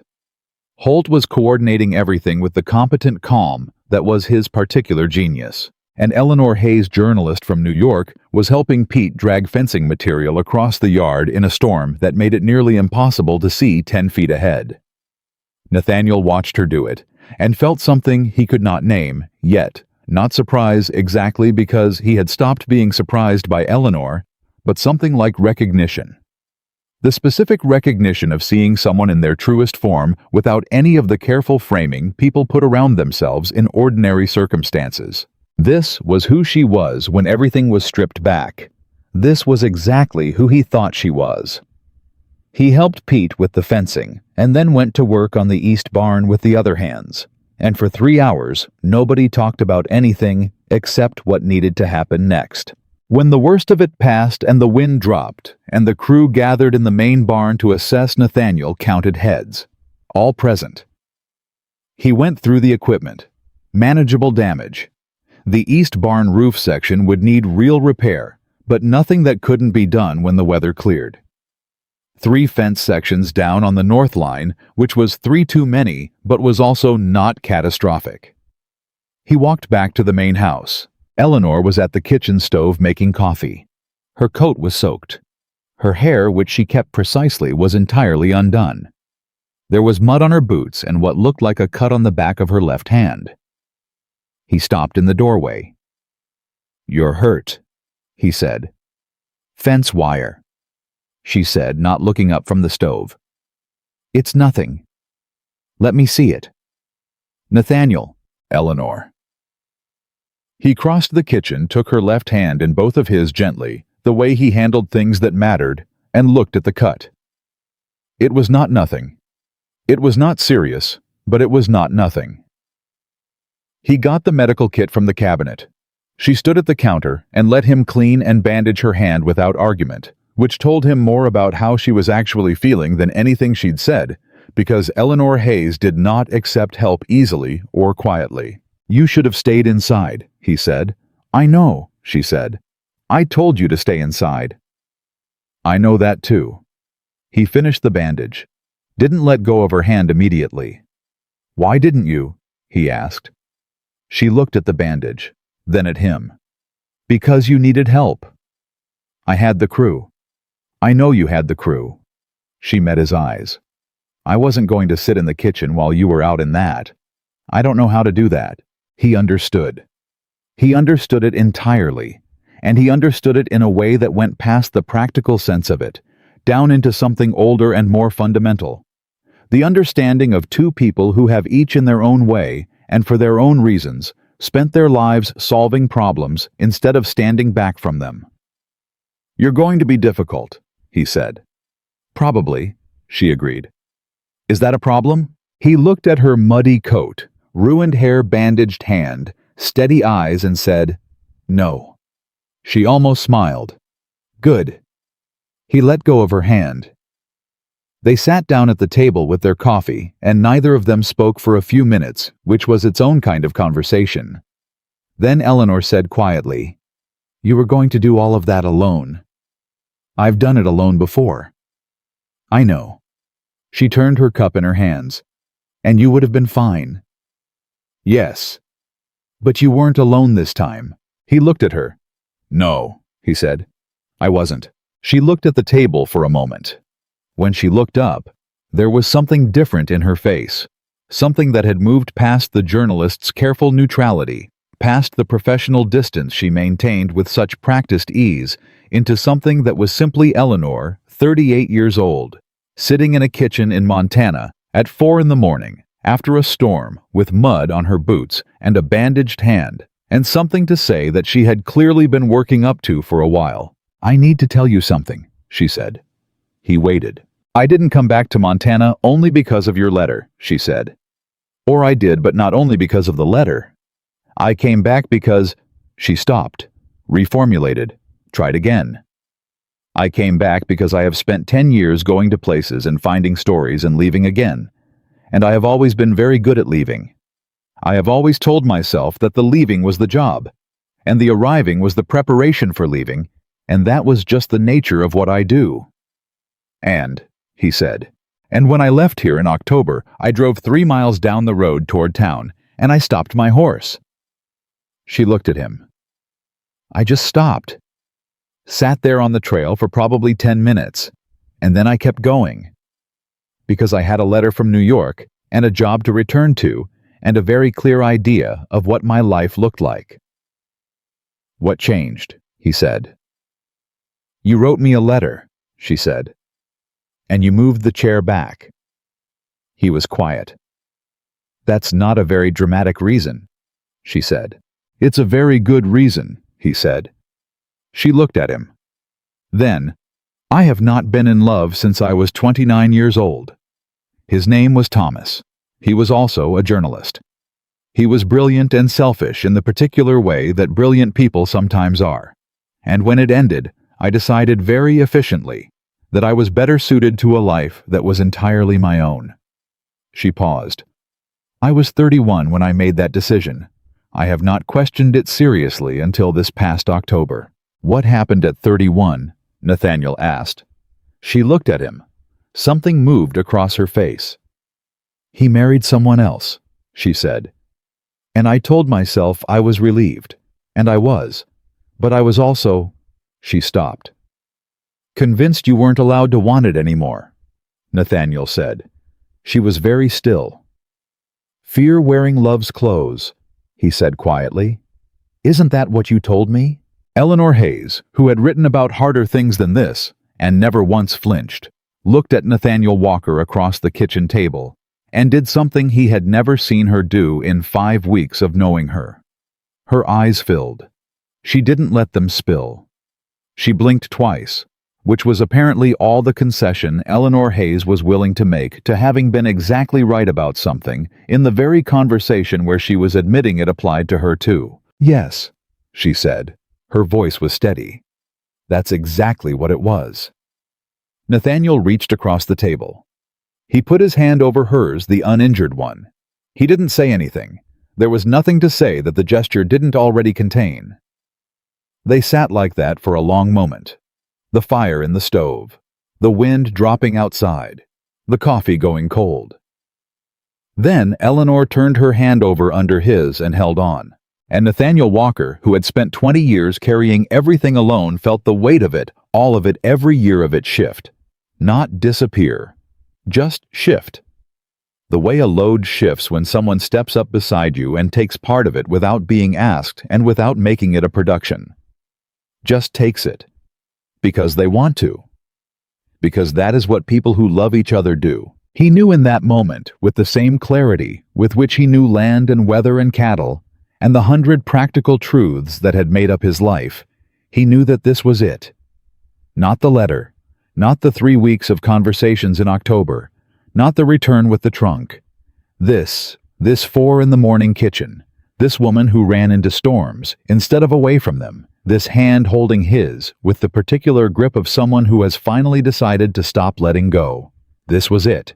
This was the thing he had given up 20 years ago and called it wisdom, and called it sacrifice, and called it protecting someone he loved, when the truth was simpler and harder, and something he had never been ready to look at, until Eleanor Hayes rode up to his ranch and looked at him instead of the land, and asked the question nobody else had ever dared to ask. He was not afraid of marriage. He was afraid of this exact moment, this exact feeling, this terrifying, necessary, impossible surrender of being truly known by another person and choosing deliberately with full understanding of the risk to stay known. And he was done being afraid of it. "Eleanor," he said. She looked at him. "Stay," he said. "Not for the article, not for the winter. Stay." She looked at him for a long time. The kitchen was quiet around them, and the storm had moved on, and somewhere outside, Holt was probably reorganizing the crew for the morning damage assessment, because Holt was always 3 steps ahead of what was needed, and Pete was probably asleep already, because Pete could sleep through anything, and the cattle were safe, and the east barn roof would need work, but would hold until daylight, and none of it, not one single piece of the ranch that had been Nathaniel's entire world for 20 years, none of it was the thing that mattered most right now. What mattered right now was Eleanor Hayes and what she was going to say. She looked down at their joined hands. She looked back up at him. "Ask me properly," she said. He took a breath. "Will you marry me, Eleanor?" She was quiet for exactly long enough that his heart stopped, and then she said, "I have conditions." He almost laughed. "Of course you do." "I keep writing," she said. "I keep the column. I keep traveling when the work requires it." "Agreed. The article about Blackstone Ranch is published exactly as I've written it." "Agreed. And you stop making decisions about what I can and cannot handle," she said. "That one is non-negotiable." "I know," he said. "I've known that since October." She looked at him. "Yes," she said. "Just that. No drama. No ceremony. Just Eleanor Hayes being Eleanor Hayes, direct and clear, and exactly herself. Saying yes to Nathaniel Walker in a kitchen at 4 a.m. after a storm with mud on her boots and a bandaged hand, and eyes that were no longer quite doing what she was telling them to do. He stood up from the table. She stood up, and he did something he had not done in 20 years. He put both arms around another person and held on.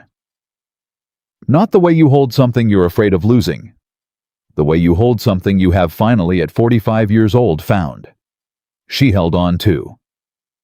Outside, the wind had fully died.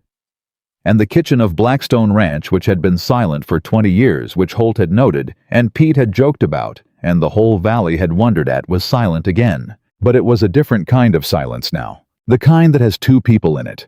And that was precisely what Holt heard when he came through the back door of the main house at 5:30 in the morning to check on the storm damage report, and stopped dead in the kitchen doorway, and looked at Nathaniel Walker, standing at the stove, making breakfast with Eleanor Hayes, sitting at the table, writing in her notebook, with her bandaged hand, and her hair still undone, and understood without a single word being exchanged, that something fundamental had shifted in the architecture of Blackstone Ranch overnight. He backed out of the doorway quietly. He went to find Pete. "Don't go in the kitchen," he said. Pete looked at him. "Why is something wrong?" "Opposite," Holt said. And that was all he said. Pete thought about it for approximately 4 seconds, and then his face broke into the widest grin Holt had ever seen on him. And Holt pointed a finger at him and said, "Not a word at breakfast." And Pete composed himself with enormous visible effort and said, "Not a word," and then ruined it completely by whooping once quietly into his jacket collar. Holt walked away before he could be witnessed almost smiling. Inside the kitchen, Nathaniel set a plate down in front of Eleanor without ceremony and sat across from her with his own, and they ate in the comfortable quiet that had become over the past weeks. One of the things he valued most about her presence, the fact that Eleanor Hayes did not feel the need to fill every silence, which was remarkable for a woman whose entire profession was built on words. "We need to tell people," Eleanor said without looking up from her notebook. "I know. Clara Whitmore is going to find out before we tell her, and she will be impossible about it." "She's already impossible." "More impossible," Eleanor said. "Architecturally impossible." He looked at her. "Architecturally. It's the right word." She made a note in her notebook, which he had learned meant she was filing something away for later use, possibly in print. "When do you want to do it, Bimi?" "Sunday," he said. "There's a gathering at the Henderson place. Half the valley will be there." She looked up. "You want to tell half the valley at once?" "I want to tell half the valley once," he said. "So we don't have to have 40 separate conversations." Eleanor considered this. "That is extremely efficient." "I'm an efficient person." "You are," she agreed. She looked back at her notebook. "Then, your crew is going to need to hear it from you first, before Sunday." "I know. Specifically Holt." "Holt already knows," Nathaniel said. She looked up. "How?" "Because Holt knows everything that happens on this ranch approximately 6 hours before it happens," Nathaniel said. "I don't know how. I stopped trying to understand it years ago." Eleanor made another note. "Stop writing about my crew," he said. "I'm not writing about your crew," she said. "I'm writing about you." He looked at her. "Still," he said. She looked up with that direct, slightly crooked expression that he had spent 3 months learning to read and had not yet finished learning. "Always," she said, and the word landed with a weight that had nothing to do with journalism. He picked up his coffee. "Eat your breakfast," he said. She ate her breakfast. The conversation with Holt happened that afternoon in the barn, while they were assessing the storm damage to the roof sections, which was exactly the kind of practical setting in which Nathaniel preferred to have important conversations, doing something useful with his hands not looking directly at the person he was talking to.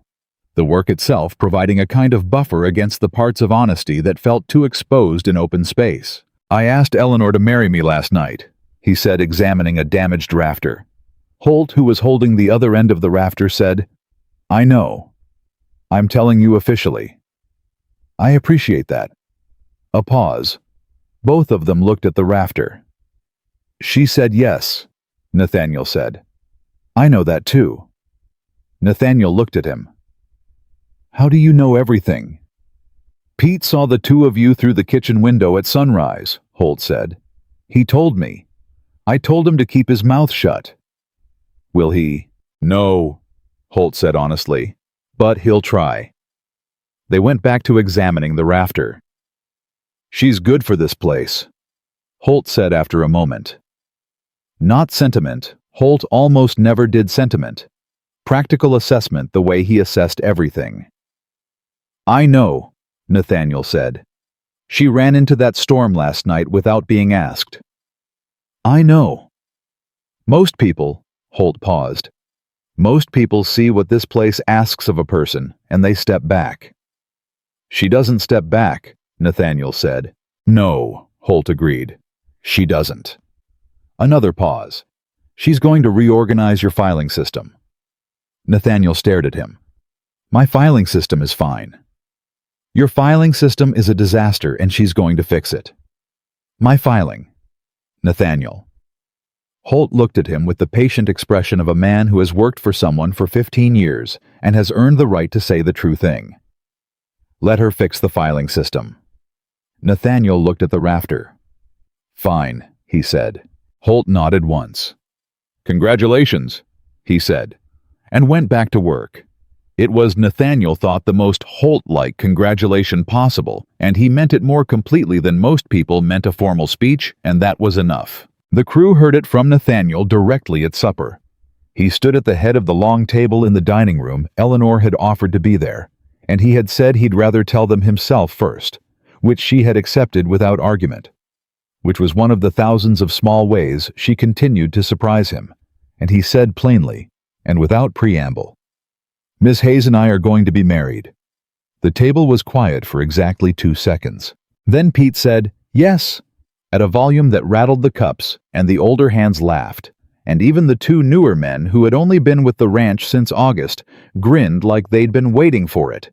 And old Cal Morrison, who was 63 and had worked Blackstone since before Nathaniel inherited it, put down his fork and said, well, about time.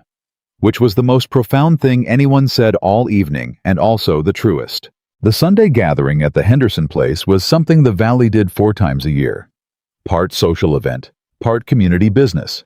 The kind of thing that frontier life required, because isolation was its own kind of danger, and people needed to remember regularly that they were not alone out here. Families came from distances. Children ran. Men talked cattle prices and weather and land. Women talked everything else, which was to say they talked the things that actually mattered. Nathaniel had always attended because it was expected. He had always left as soon as was polite, because he was always in some fundamental way more comfortable with the land than with the people who lived alongside it. He arrived on Sunday with Eleanor beside him. The effect was immediate and significant, not dramatic. This was not a theatrical valley. These were practical people, but the attention was there in the way it always is when something that has been one way for 20 years is suddenly different. People looked. They looked at Eleanor, and they looked at Nathaniel, and they looked at the particular way they were standing close, but not crowded, shoulder to shoulder, in the easy way of people who have already made a decision and are comfortable with it, and they understood. Clara Whitmore looked for 6 full seconds before she rearranged her face into something social. Eleanor saw it. Nathaniel saw Eleanor see it. Neither of them said anything. Ruth Henderson, who was Margaret Henderson's grandmother and the oldest woman in the valley, and the person whose opinion actually moved things, came over within the first 5 minutes. She was 74 years old, and walked with a cane, and said exactly what she thought always, which had made her either beloved or feared, depending on who you asked and what she'd said about them. She looked at Eleanor. She looked at Nathaniel. She said, "You're the writer." "Ruth Henderson," Eleanor said, extending her hand. "I've been hoping to speak with you. I understand you were one of the first families in this valley." Ruth looked at her hand, shook it. 1859, she said. Before the Walkers, before the Whitmores, before any of them. She looked at Nathaniel. "You're marrying her." "Yes," Nathaniel said. Ruth looked at Eleanor again, up and down, the kind of look that took inventory. "She looked you in the eye when she shook my hand," Ruth said to Nathaniel, as if Eleanor wasn't standing right there. "Most people look at me like I'm going to fall over." "I'm not most people," Eleanor said. Ruth pointed her cane at her. "No," she said. "You're not." She looked at Nathaniel. "Don't let her get away." "I don't intend to," he said. Ruth walked away. Eleanor turned to look at him. Was that an endorsement? From Ruth Henderson? That was a standing ovation. She almost laughed. Almost. Clara Whitmore arrived 7 minutes later with Douglas in tow, which meant she had needed 7 minutes to compose herself, which was, Nathaniel reflected probably a personal record for Clara. How wonderful, Clara said, with a warmth that was genuinely warmer than it had been at the kitchen table 3 weeks ago, which surprised him, until he realized that Clara Whitmore, whatever else she was, respected the fait accompli. The uncertainty had bothered her. The decision apparently she could work with. When is the wedding? Spring, Nathaniel said, which was the first time he'd said it out loud, and which produced immediately a look from Eleanor that was both affirmative and slightly panicked, which he understood spring was not far, and there was an enormous amount of practical reality between an early morning yes and an actual wedding. We'll need to discuss details, Clara said, and Nathaniel could see the exact moment she decided to make the wedding of the most private man in the valley into her organizational project, and he watched Eleanor's face process this and arrive with visible speed at the conclusion that Clara Whitmore's enthusiasm, properly directed, was more useful than obstructive. "I would love your input," Eleanor said. "You know this valley better than anyone." Clara's entire posture changed. Nathaniel watched this happen and thought not for the first time that Eleanor Hayes was the most tactically intelligent person he had ever met. Douglas Whitmore shook Nathaniel's hand with something that felt genuine. "Good man," he said simply, which from Douglas was a great deal. They drove back to Blackstone in the late afternoon, and Eleanor was quiet for most of the ride, which was unusual. "What are you thinking?" he asked. "Spring," she said. "Too soon." She looked at him. "No, I'm thinking about what needs to happen between now and spring." She turned back to the road. "I have to go to New York." He had been expecting this. Had been not thinking about it, which was the thing he did with things he was expecting and not ready for yet. "When?" he said. "January," she said. "I need to deliver the article. I need to close out my apartment. I need—" She paused. "I need to tell my editor in person. He's been good to me. He deserves that." "How long?" "6 weeks," she said. "Maybe 8. He drove. The horses knew the road home. "You're going to tell me it's fine," she said. "And you're going to mean it. And also, you're going to spend 6 weeks finding additional things to repair that don't need repairing." He looked at her. "That's very specific." "I know you," she said. He looked back at the road. 6 weeks, he said. "I can manage 6 weeks." "I know you can manage it," she said. "I'm asking if you're all right with it. There's a difference." "Yes," she said firmly. "There is." He thought about it. Properly the way she'd taught him to think about things, not the management of it, not the endurance of it, but the actual interior truth of it. "I don't like it," he said. 6 weeks is a long time." "Yes," she said. "But you need to go," he said. "And I would never—" He stopped. "I'm not going to decide what you need to do, Eleanor." She reached over and put her hand on his arm for a moment. Just briefly. Then she took it back. "Thank you," she said. "Don't thank me for basic decency," he said. "I'm thanking you for meaning it," she said. "Not just saying it." He drove. "Write to me," he said. "Every week." "Every week," she agreed. "And come back in spring."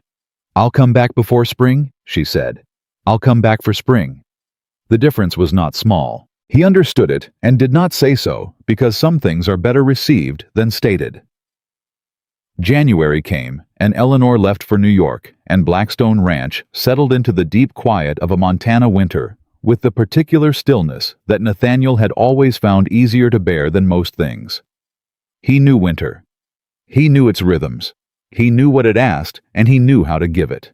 What he did not know, still after 45 years, was how to be alone without it feeling like a choice he had made rather than a condition he was enduring. It felt like a condition now. That was different. That was progress of a kind. Her letters came every week as promised. They were long and specific, and full of the New York that she was moving through. Her editor's reaction to the Montana piece, which was that it was the best thing she had written in 3 years, and also that he was unhappy about losing her regular presence, which was apparently a conversation involving considerable feeling on both sides. Her apartment, which she was systematically dismantling, and which she described with a directness that told him she was not sad about it, in the way he'd feared, just clear-eyed about the ending of one chapter.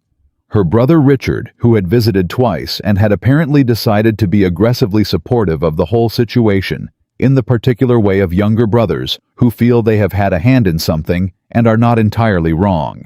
She wrote about the city with the same precise attention she brought to everything, and Nathaniel found himself reading about places he had never been and people he had never met, and feeling strangely connected to them, because Eleanor wrote about everything in a way that made you feel you were standing next to her while she looked at it. He wrote back. He was better at it now than he had been in October. He told her about the winter, the cattle, the crew. He told her about the east barn roof, now fully repaired, stronger than before. He told her about the letter he had finally thrown away. Margaret's letter from the wooden box above the fireplace. Not because it no longer mattered, because it had served its purpose. 20 years of serving its purpose. He did not need it anymore. Eleanor wrote back about that letter at length. She said, "I think you kept it all those years, not as punishment, but as proof. Proof that you had loved someone and let them go and survived it. That you could survive it. The problem is that surviving something and living through it are not the same thing, and you confuse them for 20 years. You don't need the proof anymore because you're not just surviving." He read that letter 4 times. He wrote back, "You write like you're thinking out loud." And then, "I mean that as the highest possible compliment." She wrote back, "I know you do." She came back on the 14th of March, 3 weeks before spring by the calendar, and 2 weeks before it by the feel of the land, which was its own calendar and more reliable. He was at the fence line when Holt rode out to tell him. Not because he didn't know the post rider had confirmed her stage arrival time, and he had known for a week exactly when she would be on the main trail, but because working the fence line was what he did when he had too much feeling and not enough to do with it. The rhythm of it, the repetition, the simple, honest work of making something hold. He came back to the main house. He stood on the porch and watched the main trail. Pete was somewhere behind him, very obviously finding things to do in the immediate vicinity that did not require his presence, but allowed him to not miss anything. Holt was in the barn, which was where Holt went when he wanted to give someone privacy while remaining available. The rider came up the trail. Eleanor Hayes. No trunk this time. She had shipped it ahead. It had arrived 3 days ago, which Nathaniel had arranged and not mentioned because it would have annoyed her that he knew she was coming before she arrived, even though she should have known he would know. She pulled up her horse, looked at him on the porch. "The trunk arrived," he said. She looked at him for a moment. "You knew it was coming." 3 days ago. "You didn't say anything in your last letter." "I didn't want to annoy you." She swung down from the horse, handed the reins to Pete, who had materialized with suspicious convenience, walked up the porch steps, stopped in front of him. She looked different. Not changed, not fundamentally, but there was something settled in her face that had not been entirely there before.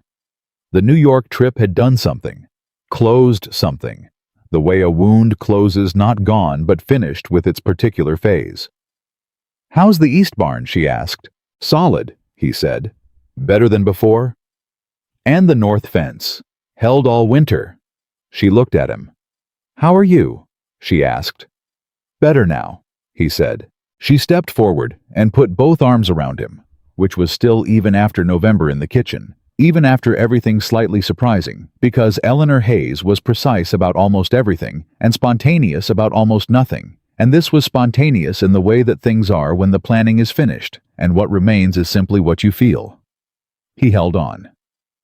6 weeks, she said into his shoulder. 8, he corrected.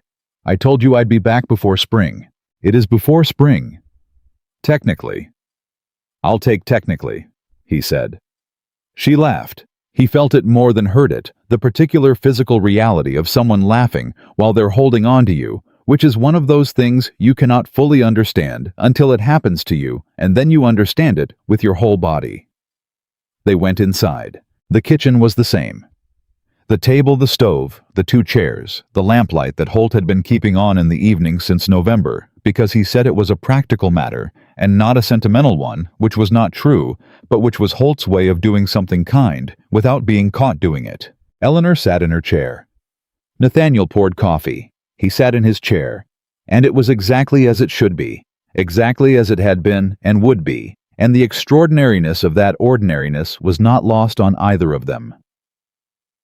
"The article comes out in April," she said. "I know. Are you ready for people to read it?" He thought about it. "No," he said honestly, "but that's not a reason to not do it." She smiled at that. "That's growth, Nathaniel." "Don't push it," he said. She picked up her coffee. "There's something I need to tell you," she said, "about the article." He waited. "I wrote about Margaret," she said. He was very still. "Not by name," she said quickly.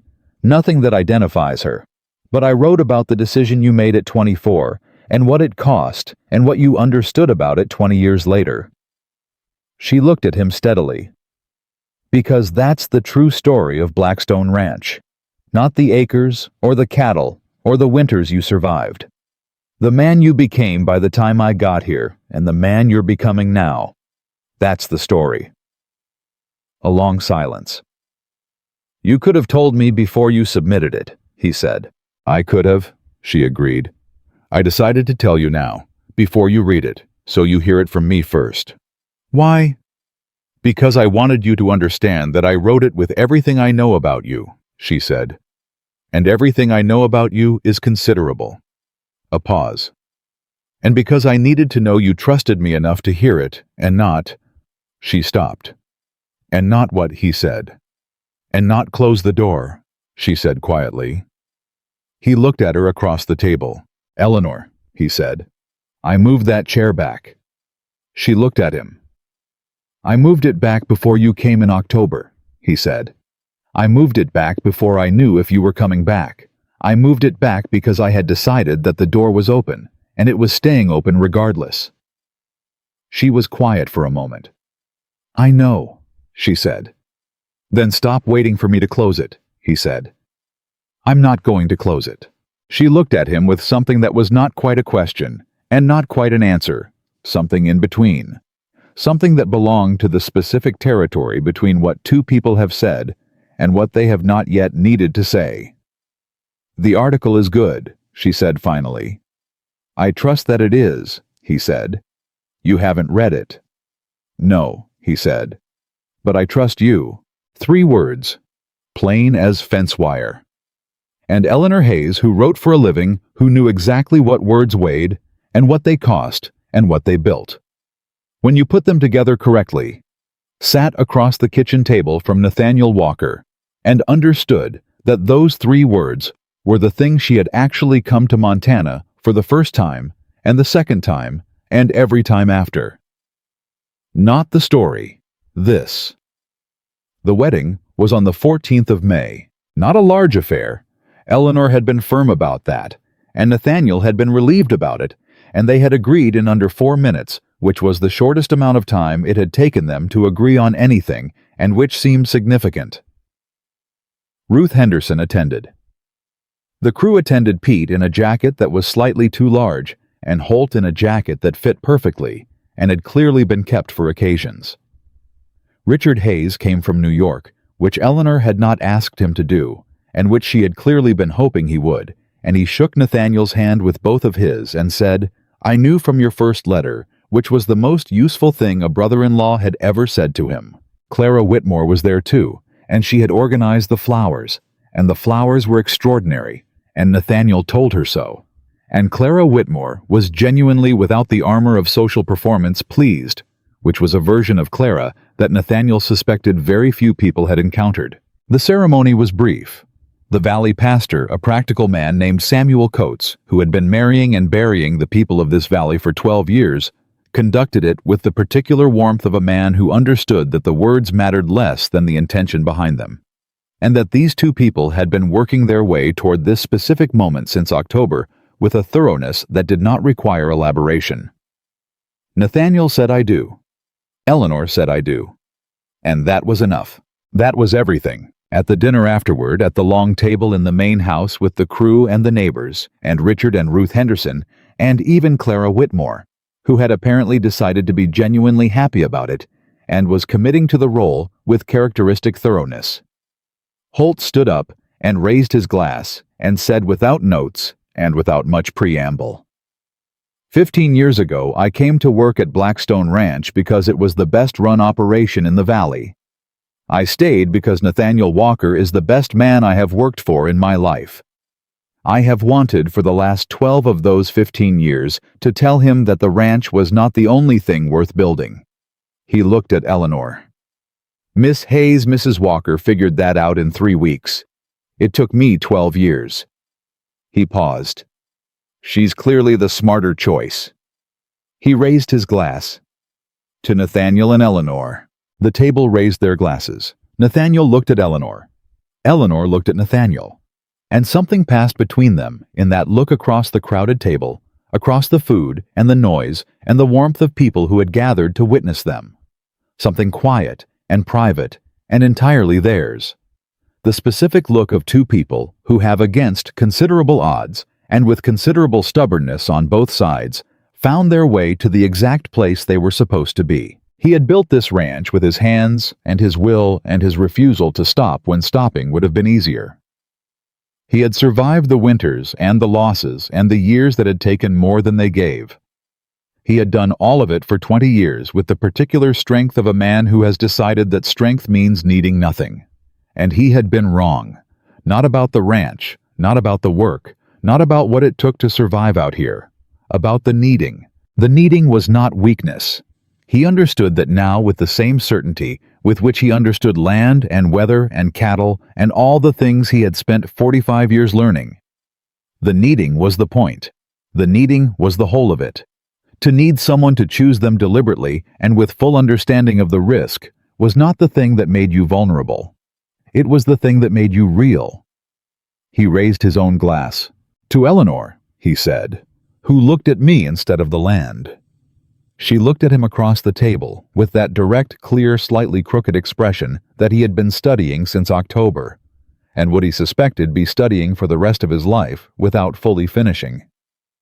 "To Nathaniel," she said, "who moved the chair back." The table laughed. Neither of them looked away, and the house that had been silent for 20 years held that evening the particular noise of people who belonged to each other, imperfect and real and ongoing. The way all the best things are, and it sounded to everyone who heard it like something that had always been there, just waiting to begin, and begin, it did not with the grand gestures that people in stories tend to expect, but with the ordinary, relentless, deeply unglamorous work of two people learning how to share a life that had been built for 20 years around only one of them. The first month of marriage taught Nathaniel Walker things about himself that 45 years of living alone had kept successfully hidden. He learned, for instance, that he had opinions about where things belonged that he had not known he had until someone moved them.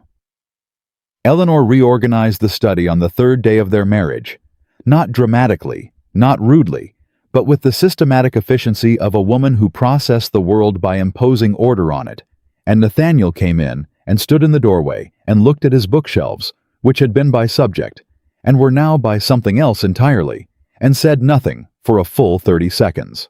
Eleanor was at the desk. She looked up. She read his face. "The filing system was impossible," she said. "It was my filing system," he said. "It was a disaster," she said. "Holt told you it was a disaster." "Holt had no business. The veterinary records were filed under W," she said. "W. Nathaniel. For Walker. Everything was under W." A pause. "That is a system," he said. "That is not a system," she said. "That is a man who never expected anyone else to need to find anything." He stood in the doorway for another moment, looked at the shelves. She had organized by subject then year, which was objectively more useful, and he knew it. "The land surveys," he said. "Where are the land surveys?" "Second shelf, left side, 1860 to present chronological." He walked to the second shelf, found the land surveys exactly where she said they were in an order he could navigate in under 4 seconds, which was 3 seconds faster than the old system. He said nothing. He went back to work. That evening, Eleanor set a cup of coffee in front of him at the kitchen table and sat down across from him and said without looking up from her notebook, "You're welcome." He looked at her. "The filing system," she said. He picked up his coffee. "Don't push it." She wrote something in her notebook that she did not share with him, and the corner of her mouth moved in a way he was learning to read as satisfaction. And he understood that Eleanor Hayes, Eleanor Walker, was going to win approximately 70% of their disagreements, and that the 30% he won were going to feel disproportionately significant, and that this was probably the correct distribution for two people like them. He could live with that. He was learning, in fact, that he could live with a great many things he had previously considered incompatible with his way of doing things. Someone else's books on the nightstand. Someone else's coffee cup on the wrong side of the drain board. Someone else's handwriting on the household ledger, which Eleanor had taken over in April, and which was now, he admitted privately, more accurate than it had ever been under his management. Someone else's voice in the kitchen at 6 in the morning, talking back to whatever thought had woken her, which was a habit she had that she was apparently unaware of, and which Nathaniel found against all reasonable expectation one of the best sounds he had encountered in 45 years of mornings. The article came out in May, 2 weeks after the wedding. Harper's Weekly. 40 pages. Eleanor's name on the cover byline, which she said was new. Her editor had fought for it, she said, and she said it the way people say things they're proud of while trying not to appear proud, which was a specific Eleanor Hayes tell that he was collecting. Nathaniel read it alone in the study on a Tuesday morning when Eleanor had ridden out to the Henderson place to interview Ruth for what she called a follow-up piece. He read it straight through without stopping, which took him 2 hours, and then he sat in the study for another hour, not doing anything in particular. She had written about the land, the families, the particular texture of frontier life in the Montana Territory. She had written about Blackstone Ranch with the accuracy of someone who had spent weeks walking every part of it, and the affection of someone who understood what it had taken to build. She had written about him, not by position or reputation, by character. She had written about the man who fixed his neighbor's fences in winter and turned away anyone who tried to fix his. The man who had built something extraordinary and then stood outside of it in the cold for 20 years because somewhere in his 20s he had confused protecting people with refusing to let them choose. She had written about what it looked like when that changed, not dramatically. She wrote not in a single moment, but slowly, the way land changes when you finally give it water. You could see it happening if you knew where to look. She had written near the end, "The strongest people are not always the ones who never fall. Sometimes they are the ones who fall precisely once and spend 20 years getting back up and do not know they have finally made it until someone asks them a question they cannot answer." He sat with that for a long time. Then he got up, went to the kitchen, poured himself a coffee, and stood at the window, looking out at 4,500 acres that belonged to him and to Eleanor and to the life they were building, and felt something in his chest that he no longer had any difficulty naming. When Eleanor came back from the Henderson place, he was waiting on the porch. She pulled up her horse, looked at him, read his face with the speed she had developed for it, which was considerable. "You read it," she said. "Yes." "And you wrote that I didn't know I'd made it back up until you asked the question," he said. "Yes." "That's true," he said. She swung down from her horse, stood at the base of the porch steps, looking up at him. "Was there anything you'd change?" she asked, carefully, because she was still Eleanor, still the journalist, still the person who had worked too hard on something to be entirely objective about how it had landed. "Not one word," he said. She let out a breath she had apparently been holding since the article went to print. "It's good," he said. "It's the truest thing anyone has ever written about this place." "About you," she corrected. "About both of us," he said. "Whether you intended it or not." She looked at him for a moment. Then she came up the steps, walked past him into the house, said over her shoulder, in the deliberately practical tone she used when something had moved her more than she planned to let on, "Holt's going to need help with the south pasture drainage. The runoff from the spring melt is worse than last year." "I know," he said, following her inside. "I was out there this morning." "And?" "It needs work," he said. "We'll get to it this week." "I want to help," she said. He stopped in the kitchen doorway. "Eleanor, I helped in the storm," she said, turning to face him. "I am capable of drainage work."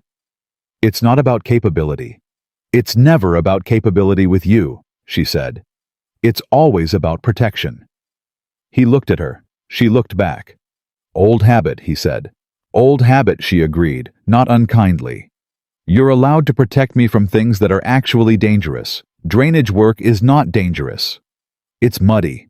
I've been muddy before." He thought about the storm in November.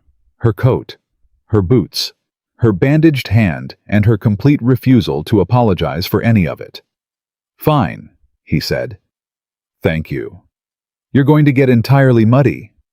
"Probably," she said, already moving to the counter for the coffee. "I'll survive it." He watched her pour 2 cups without being asked exactly the right amount in each, the habit of someone who has learned another person's preferences and incorporated them without ceremony. He thought about what that was, that small, ordinary act, and what it had cost him to go without it for 20 years, and what it was worth to have it now. More than the land, he thought. More than the acres and the cattle and the reputation and everything he had spent 20 years building and calling enough. More than all of it. The summer of 1887 brought 2 things that Nathaniel had not anticipated, which was unusual. He was, as a general rule, very good at anticipating things. The first was a letter from Margaret Collins. He had not heard from her in 15 years. The last he had known, she was living in Oregon, married, building the kind of life she had always deserved.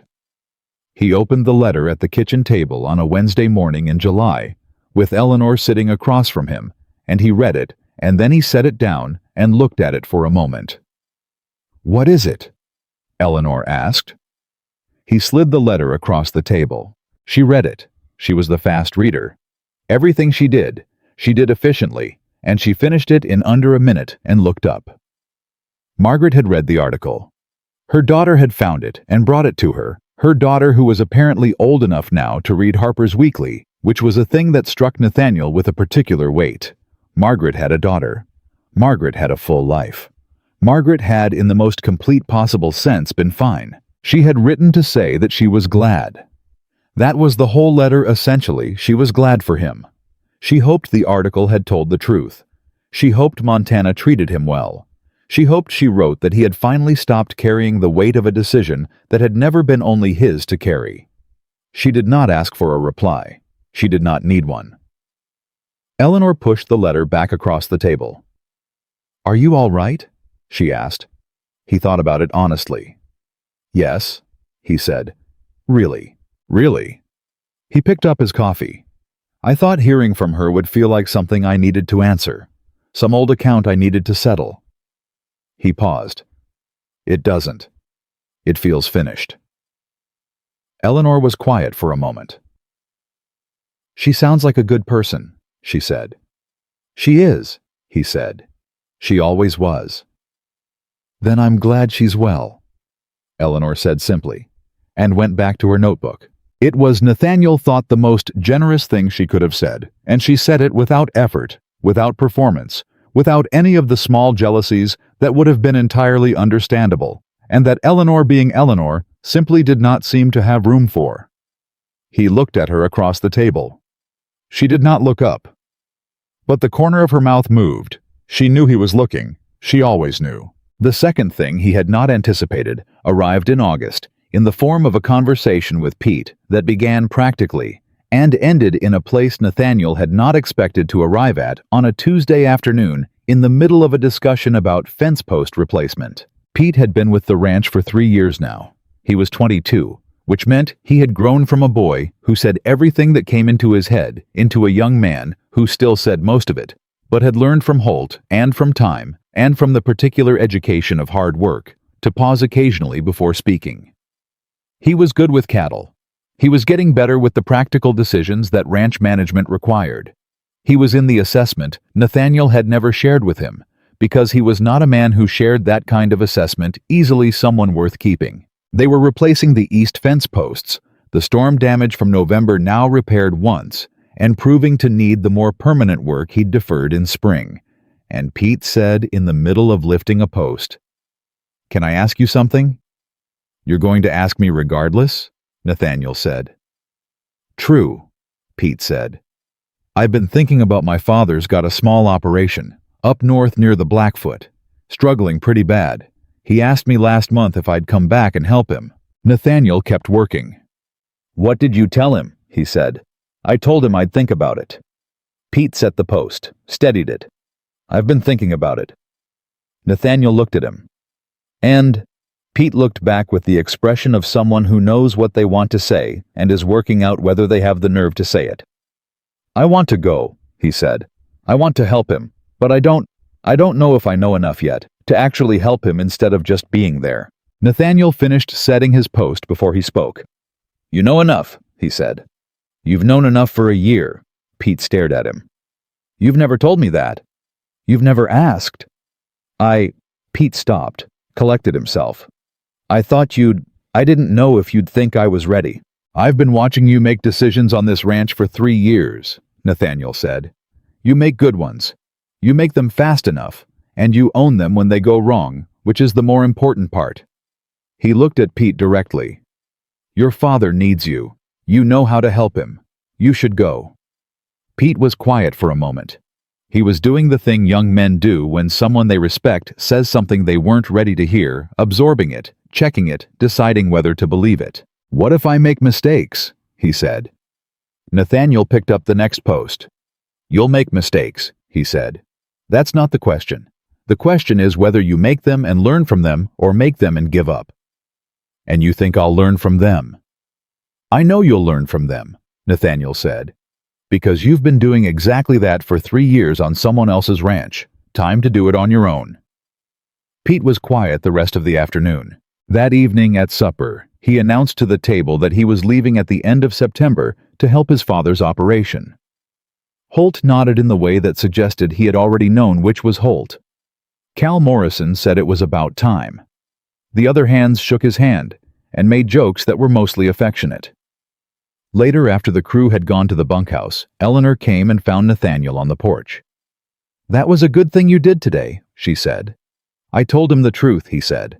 "You told him the truth about himself that he couldn't see," she said. "That's different. That's the harder thing." She stood beside him. "You know what that reminds me of?" He looked at her. "A journalist who rode up to a ranch in October and told a rancher some truths about himself he couldn't see," she said. He looked back out at the dark. "She was considerably more annoying about it," he said. "She was doing her job," Eleanor said. "She was doing something," he said. "I'm still not entirely sure it was just her job." Eleanor didn't answer that. She didn't need to. Pete left at the end of September, exactly as he'd said, with a handshake from Holt and a brief, fierce embrace from Eleanor that surprised him and clearly meant a great deal to him, and from Nathaniel a folded piece of paper that contained in Nathaniel's particular precise handwriting 3 pieces of practical advice about running a cattle operation in the Northern Territory that he had wished someone had told him at 22. Pete read it on his horse before he reached the gate, and he stopped reading for a moment, and then he folded it and put it in his chest pocket and kept riding. Holt watched him go. "You gave him a letter," Holt said. "Practical information," Nathaniel said. "He's going to keep that letter for the rest of his life," Holt said. Nathaniel said nothing. "Same way Margaret kept hers," Holt said. Nathaniel looked at him sharply. Holt looked back with the expression of a man who has worked for someone for 15 years and has earned the right to see them clearly. "The difference," Holt said, "is that Pete's letter is going to build something, not carry something." He walked away before Nathaniel could respond. Nathaniel stood at the gate for a moment longer. Then he turned and walked back toward the house where Eleanor was at the study window watching. She raised one hand when he looked up. He raised his in return. And he walked inside into the house that was not quiet anymore, that had not been quiet since October of the previous year, since a woman rode up the main trail and looked at him instead of the land, and found that the life he had spent 20 years enduring had become somewhere between a question he couldn't answer and a chair. He moved back to its rightful place, something else entirely. The autumn of 1887 settled over Blackstone Ranch with the particular golden quality of seasons that know their ending and don't try to apologize for it. Eleanor published a second piece in Harper's Weekly about Ruth Henderson, about the women who had built the frontier alongside their husbands, and were rarely written about in those terms about what endurance looked like in the hands of people who were never expected to endure. Ruth read it and said it was accurate, which from Ruth Henderson was the equivalent of a standing ovation.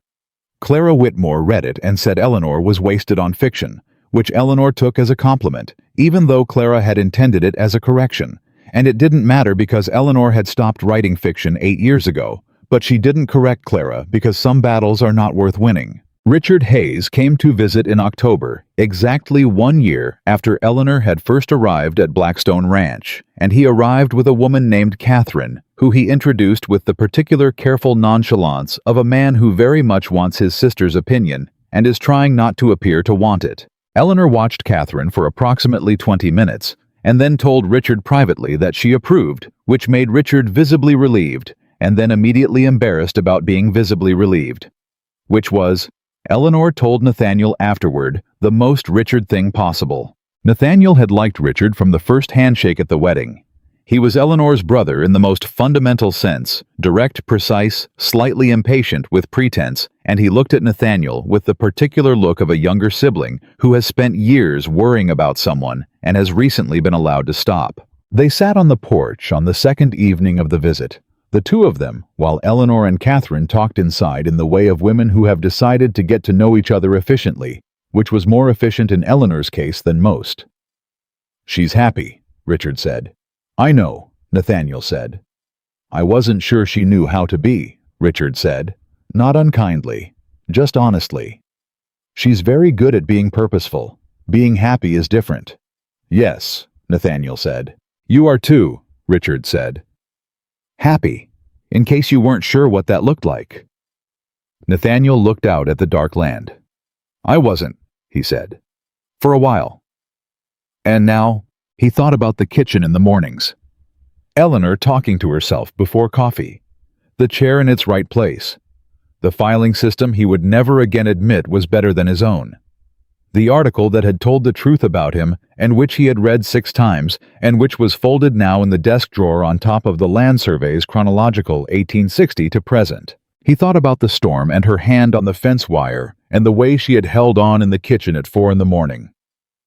He thought about the letter he had finally thrown away and the weight that went with it, and the specific lightness of no longer needing proof that you could survive something because you had stopped surviving and started living.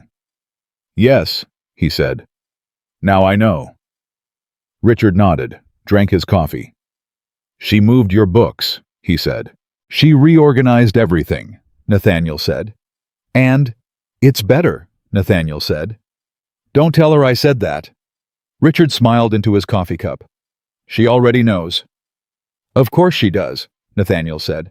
They sat in the comfortable quiet that had developed between them over 2 visits and a handful of letters. The quiet of 2 people who do not need to fill space, which was a Walker trait and apparently also in a different register, a Hayes trait, and which meant they could sit on a porch in October in Montana for 20 minutes without it meaning anything, except that they were both perfectly fine. The year turned. The winter was milder than the one before, not mild. This was Montana. Nothing was mild, but more manageable, and they managed it together, which made every part of it different from every winter that had come before. Eleanor learned things about winter on a working ranch that could not be learned any other way than by living through them.